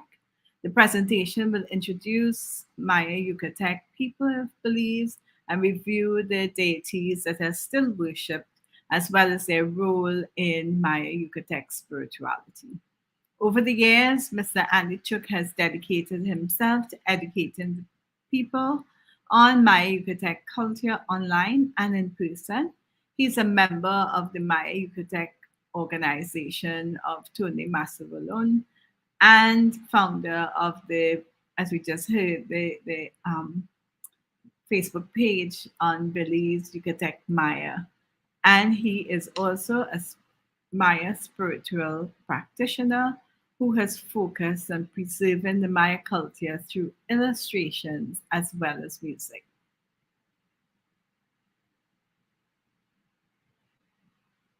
We now have his presentation. Titulaclesh Incabae and the Chuc.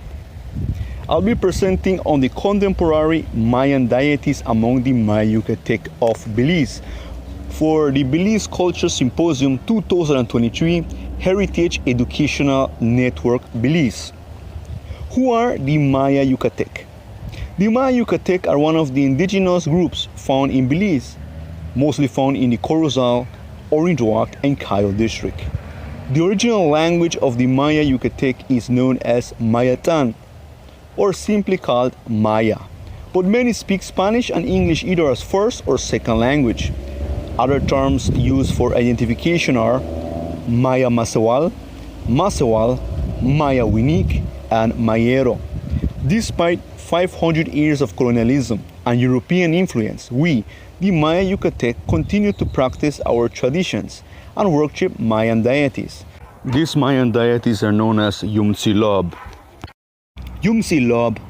The Yumsilob or Yumsiles is the name the Maya Yucatec give to the Mayan deities or Mayan gods. Yumsilob would translate as fathers. They are the wind, rain, sun, moon, etc. They are linked to the cycle of life, creation, childbirth, getting old, and death. They should not be limited to just representations of nature, since the Maya make promises to the Yumsiles in exchange of good crops, good health, and other things. This is a list of some of the contemporary Mayan deities among the most traditional Maya Yucatec of Belize. Chuc. Chuc is the Yumsil of rain and thunder. It's one of the most remembered deities today. The blessing of Chuc is rain, and water is an important element for life, important for the plants, animals, people, and rivers. Every time it rains, the Maya Yucatec thank Chuc. The ritual known as Chachak is done to ask Chuc for rain. In the old days, it was done in all the villages where people of Maya Yucatec descent lived. Today, the only villages which do it are San Pablo and San Jose in the Orange Rock district. Here we see Mayeros of these villages doing a traditional Maya altar for the Chachak ritual. Ik. The Maya Yucatec believe that the wind have good and bad characteristics. And the good characteristic is known as Ik, which is the Yumsil of the wind, the god of the wind. Ik translated would be father wind. We would normally see Ik before the coming of Chuc. Ik would move the clouds, would spread seeds, important for sailboats. The Mayeros invoke Ik during the ritual of the cardinal points, the Wahikol, and the Chachak. Kin. Kin is the Yumsil of the sun. Translated would be father-son. The sun is an important element for life. Kin is a source of light and energy. Energy for plants and for our bodies to make nutrients. When Kin comes out, the Maya knows it is time to go to work. Ahau. Ahau The Yumsil of the moon, important for planting and the Maya farmers. The Maya Yucatec continue to use each uahao to know what to plant and when to plant, also to know when to get certain woods from the bush. The Maya farmers continue to use a planting system known as Shopkin. Yum Kimil. Yum Kimil is the Yumsil of death, the ruler of Midnal. Midnal is not hell, but the spiritual world. That is the place people go when we die. Yum Kimi means father death. The Maya Yucatec respect Yum Kimi since it's part of the cycle of life. Yum Baalam. The Yum Baalam are a group of Maya guardian spirits.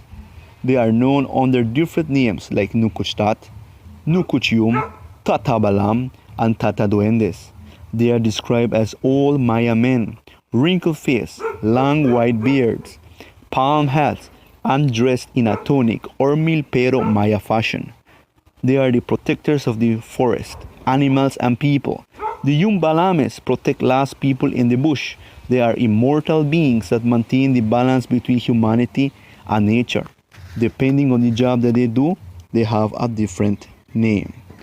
Yumbalam Kash.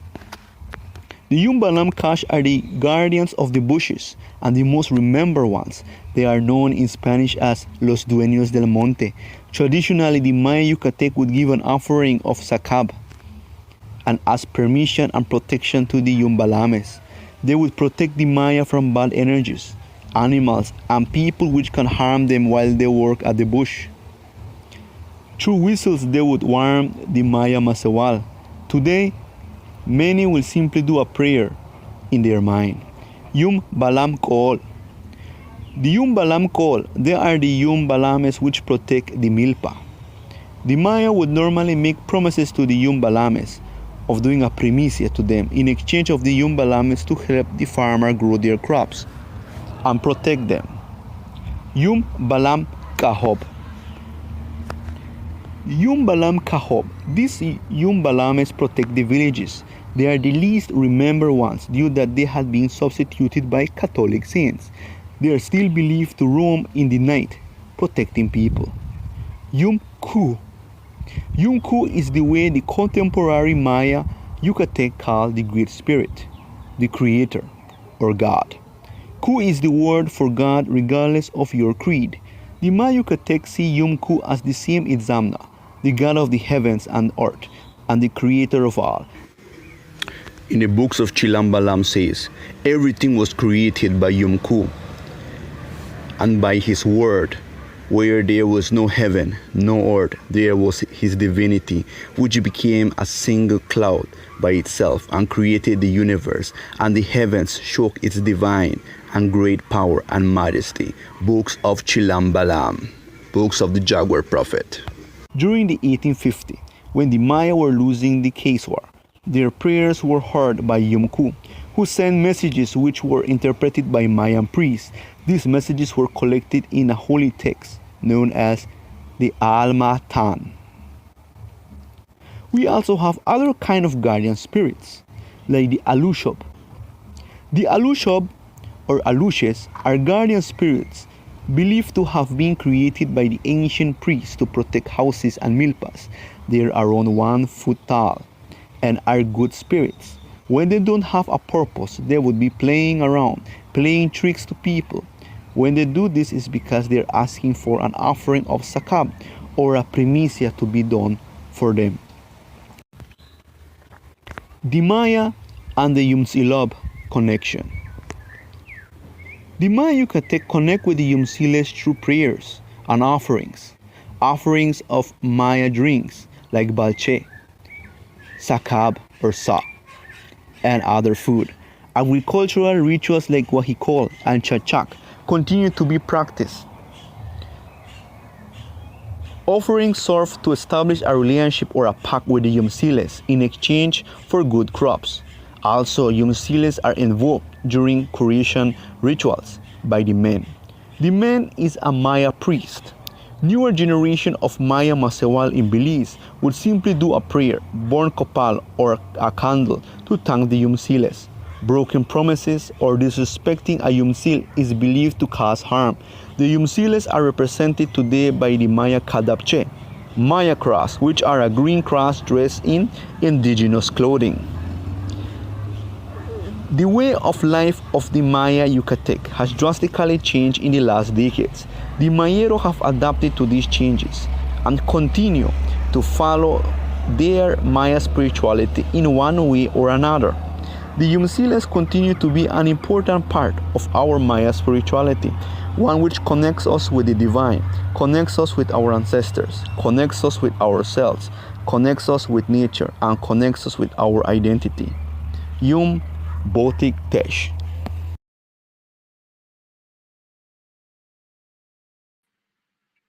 And we'd like to thank Mr. Andy Chuc for his presentation on these various Maya Yucatec deities. Quite insightful. Now we are here on the last presentation from Ms. Felicita Cantu, and she's no stranger to the heritage conversation.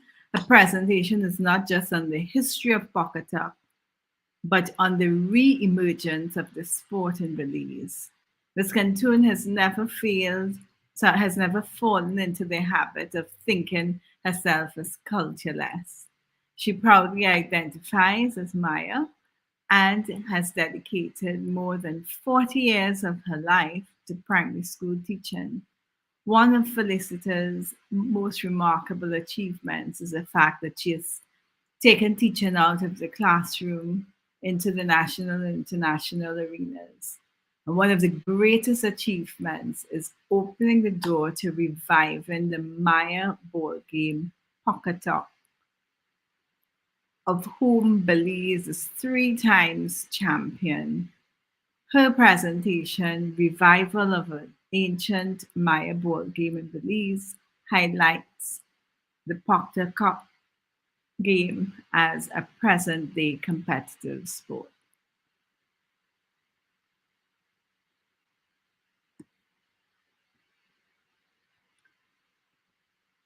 Kabaye Felicita Kokom Cantun in Kahale Yokrik Belize Tene Mayaen Yekina Lakesh Hajki Makinol Tumelian Sikbal Yanin Tsaik Ohetbil Yolal Huntul Uch Ben Bashal Ubashal Maya Ukaba the Uch Ben Bashala Poktapok. The Bashala Hach Man Kich Kelem.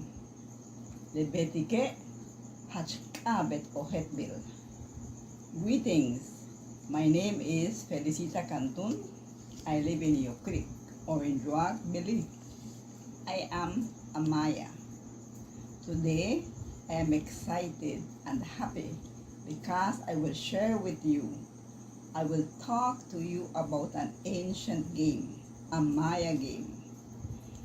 The name of this game is Pocketuck. It is an interesting game and I feel excited to share about it. Archaeologists todavía. Archaeologists believe that Belize was originally a key part of the ancient Maya civilization, the center of the ancient Maya world. The Maya contribution to both society as well as modern day Belize are countless. Belize's archaeological sites provide or prove the presence and practice of Pocketuck thousands of years ago. Damanay, Chunantunich, Kahalpech, Nimlipunit are a few that boast traditional ball courts. Pocketuck was an important part of Maya political, spiritual, and social life.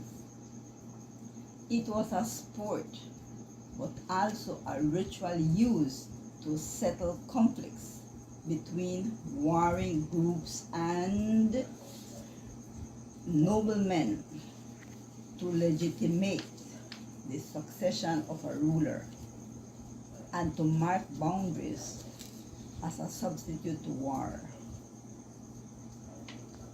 Two opposing teams play on the court like football or soccer and score with a hoop like a basketball, but it requires complex and challenging skills to play.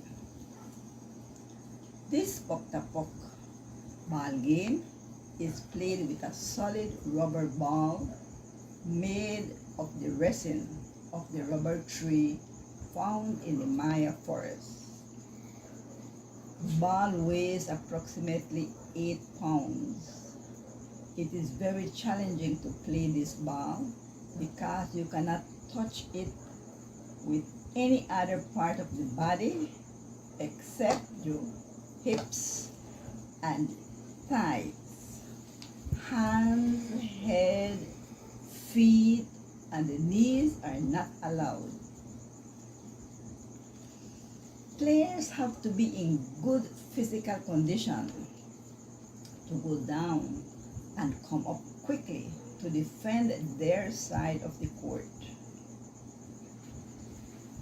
Points are secured when the opposing team fails to return the ball before it bounces the second time, or when the ball reaches the opposing end zone. The object of the game is to hit the ball, the solid rubber ball, into a vertical hoop. And you can only pass and shoot the ball using your thighs and hips. Thought to be only a part of history, the ancestor Maya ball game lives on in Belize through the youths in Yucatec, where the past meets the present. In Belize, this journey began in 2015. I recruited young men and explained to them about the ancestral spiritual game. At first they were reluctant, but after a friend from Merida came along for a weekend with three players and showed the youths the techniques, so they became interested. After that, the rest is history. After just 2 months of practicing, we took part in the first world tournament. We did not win. After that, Belize has been winning all the following world tournaments, which are being held every 2 years in different countries. Belize won in 2017 in Guatemala, in 2019 in El Salvador, in 2021 in Mexico. This momentous year, 2023, it is time to play on home turf with new vigor and continue the winnings. This year, the tournament will take place in Belize on December from the 7th to the 10th. With the help of kind donors, I succeeded to build one of the first contemporary Maya pok-ta-pok ball court, measuring 100 feet by 30 feet, the first ever in the whole Mundo Maya and the Caribbean. Now, I need to raise over 200,000 Belize dollars to host the 2020, 230 participants taking part in this year's tournament.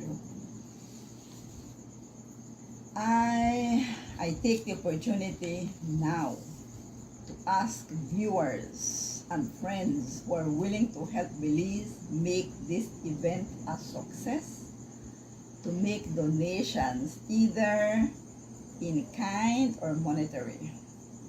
Our association's bank account is Kananyatsil Heritage Bank,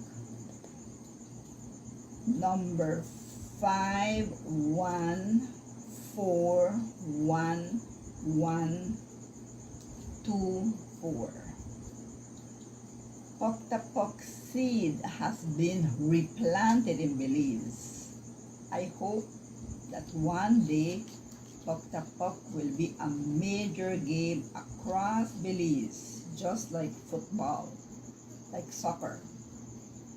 What is certain is that my ancestors are proud of the youths of Chuc and also proud of myself for replanting the seed of Pok in Belize and re-establishing an important Maya ritual for generations to come.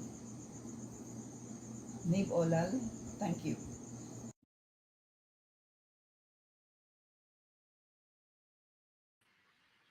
And thank you, Ms. Canton, for your presentation and for the work that you have done to revive that ancient Maya board game, which I, as a Caribbean citizen, learned about in history books. And so my opportunity to live here in Belize and to actually see a game in progress was certainly one of the highlights of my life in Belize. So I wish you all the best with the tournament in December.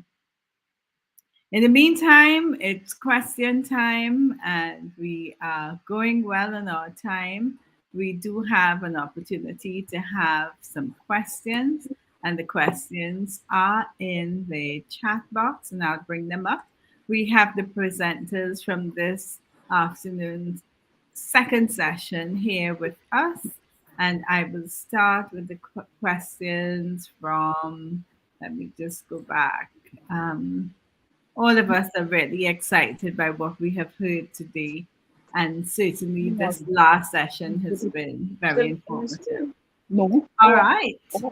I thought you had one that you could lend me. No. So I'm ready for Ella's question. And Ella asks, in safeguarding and popularizing Mopan Mayan today, how much, if at all, would you say that the language will change to be able to use it in contemporary context?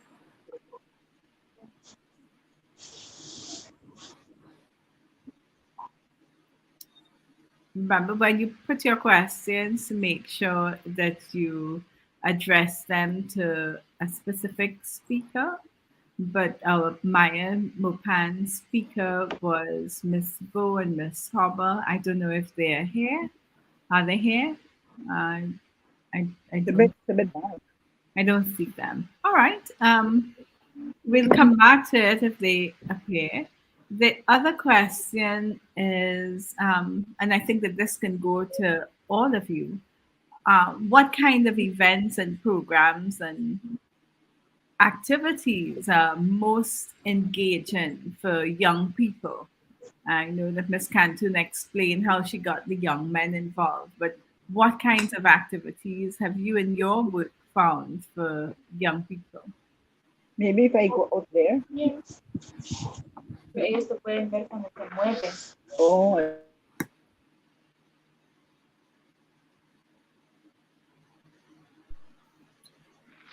I can probably take a opportunity to talk a little bit on that subject.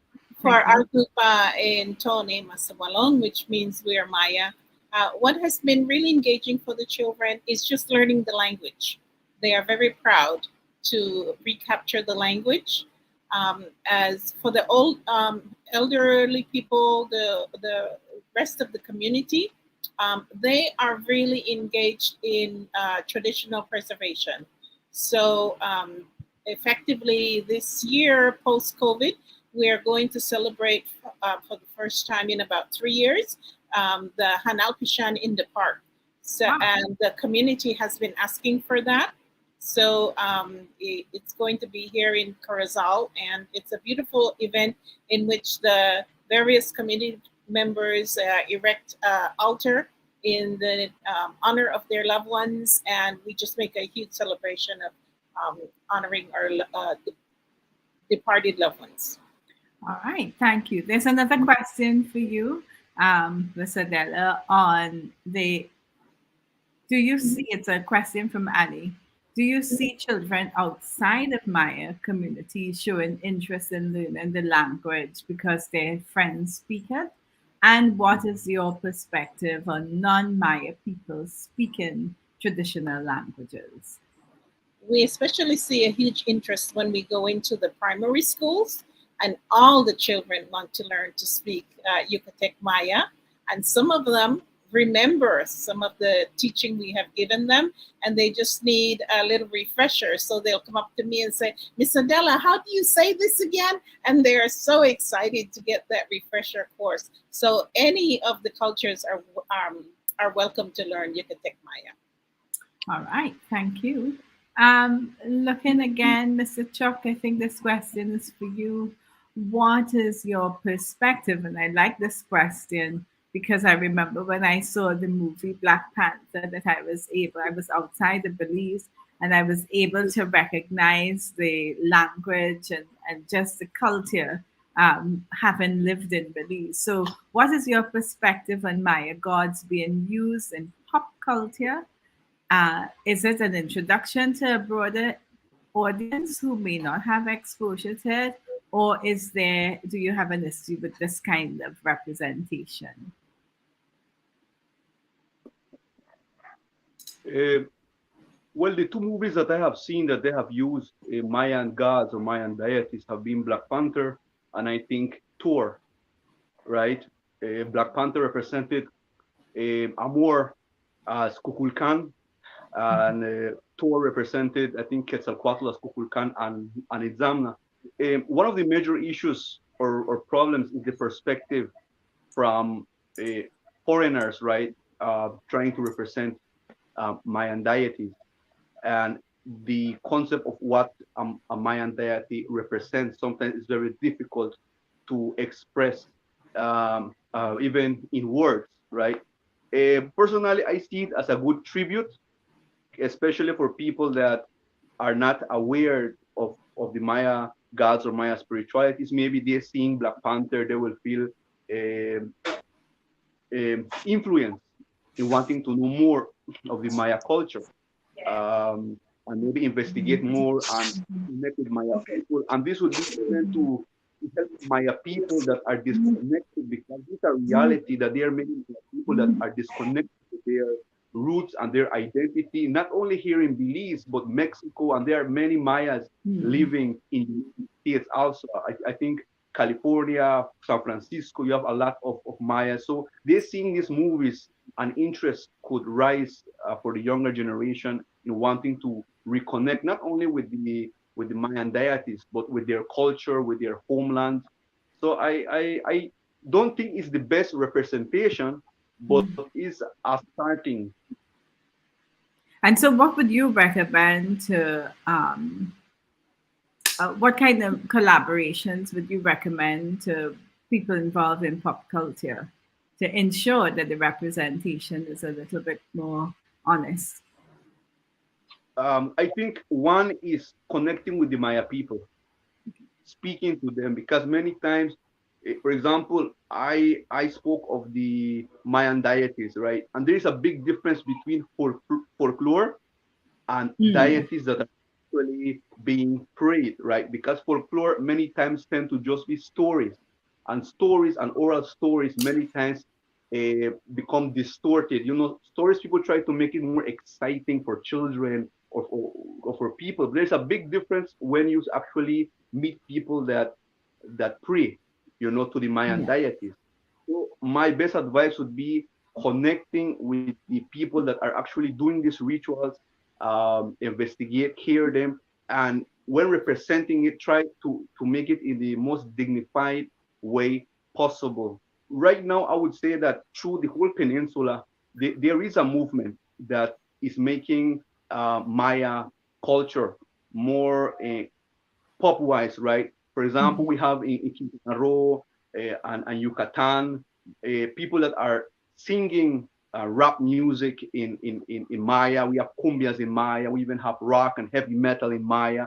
So there's a whole movement right now that is happening. And for example, here in Belize, we can see the movement of Miss Felicita and the Poctapog game that is reaching also to the mainstream. So there is a movement, but the best way I would say is reconnecting with the elders, and when representing it, not do it in a way of sensualism or trying to exaggerate it, and just represent it in the most dignified way possible, especially when it comes to the Mayan deities.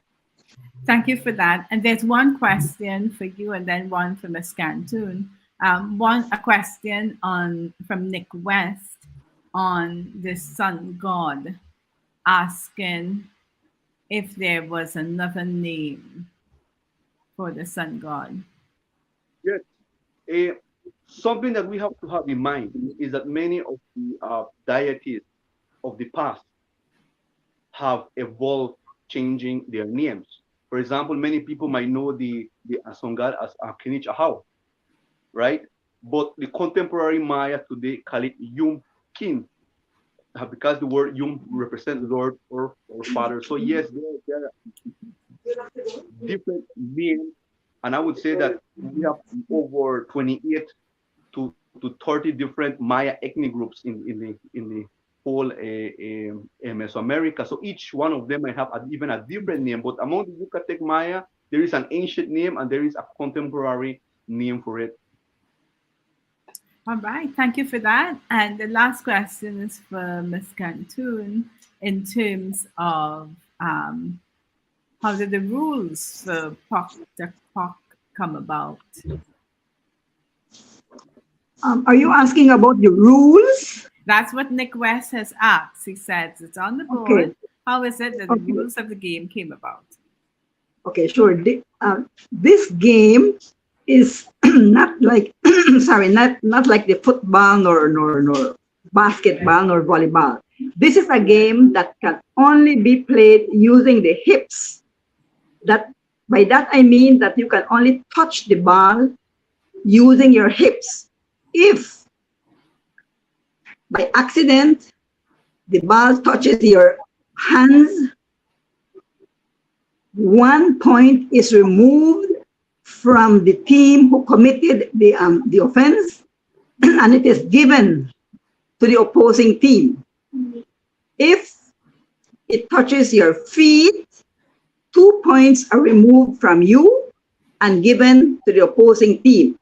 If you sit on the ball, that usually happens, 3 points are removed from the team that committed the offense and given to the opposing team. So you cannot use hands nor feet nor buttocks. Okay. It has to be your hips, and you can only hit the ball on the side of your court 1 time. The other team, you cannot hit it twice. You hit it 1 time, and the other team must hit it. And you score points apart from those that are given away, 1 point, 2 points, and 3 points. You score points whenever the ball passes the end line on the side of the opposing team, because we have a line at the end of the court for each team. So that is, you score 5 points for that. If the ball passes through the hoop that is up there, right now we are giving 10 points. But whenever we're playing a competition, like the one that we're going to have for December, at these finals, it does not matter if my team has 100 points and you have 10 points. If your team manages to pass the ball through that hoop, you become the winner. So these are the rules for the game. And plus, a player can go out and join the team again. Not like football. Football, once you're given, you are taken out, you cannot go in again. But not with Pok-Tapok. Pok-Tapok, if we see that a player is very tired, we take him out, have him rest for 3 minutes, and then we can put somebody in. And then the player that we took out can go in again more than one time. Thank you. I think those are the most important rules. I have one question, a personal question.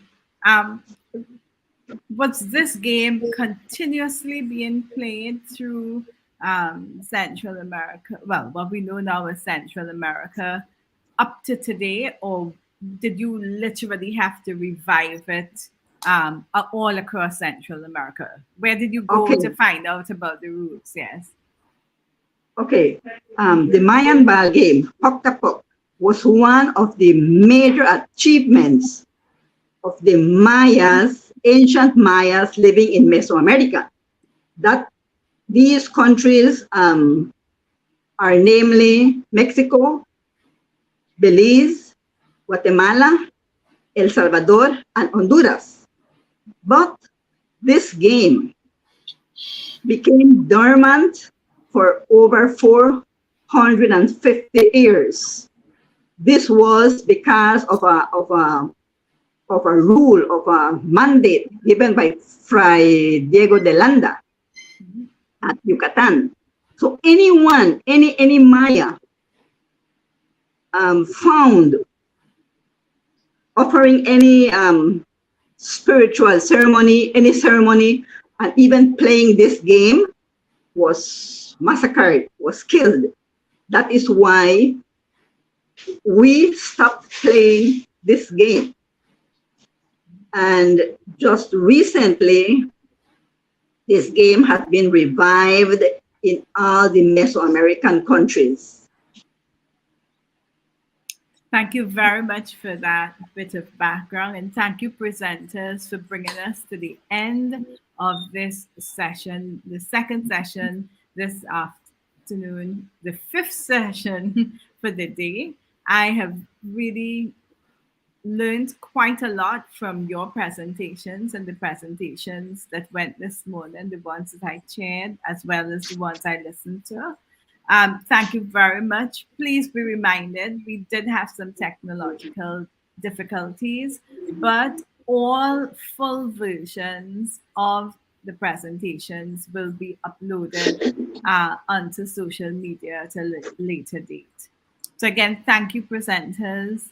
And we will reconvene tomorrow at 8:30 a.m. Belize time. And I know we have listeners all across the globe. We have a listener in New Zealand and Canada, literally all around the world. And so tomorrow we have a full day of presentations, and we will again stream live on the Facebook page as well as the YouTube channel. You can click on the link on these pages to join. And Henry would like to thank Colorblind Multimedia Productions for rebroadcasting this symposium. I hope you enjoyed today's presentations, that you learned something, and that you would like to see more of these events in the future. And if you do, please remember to support Henry by donating to their page on heritagebelize.org website. So see you again tomorrow. Really, it has been my pleasure to serve as moderator for today, for most of today. And I look forward to tomorrow's sessions. Thank you.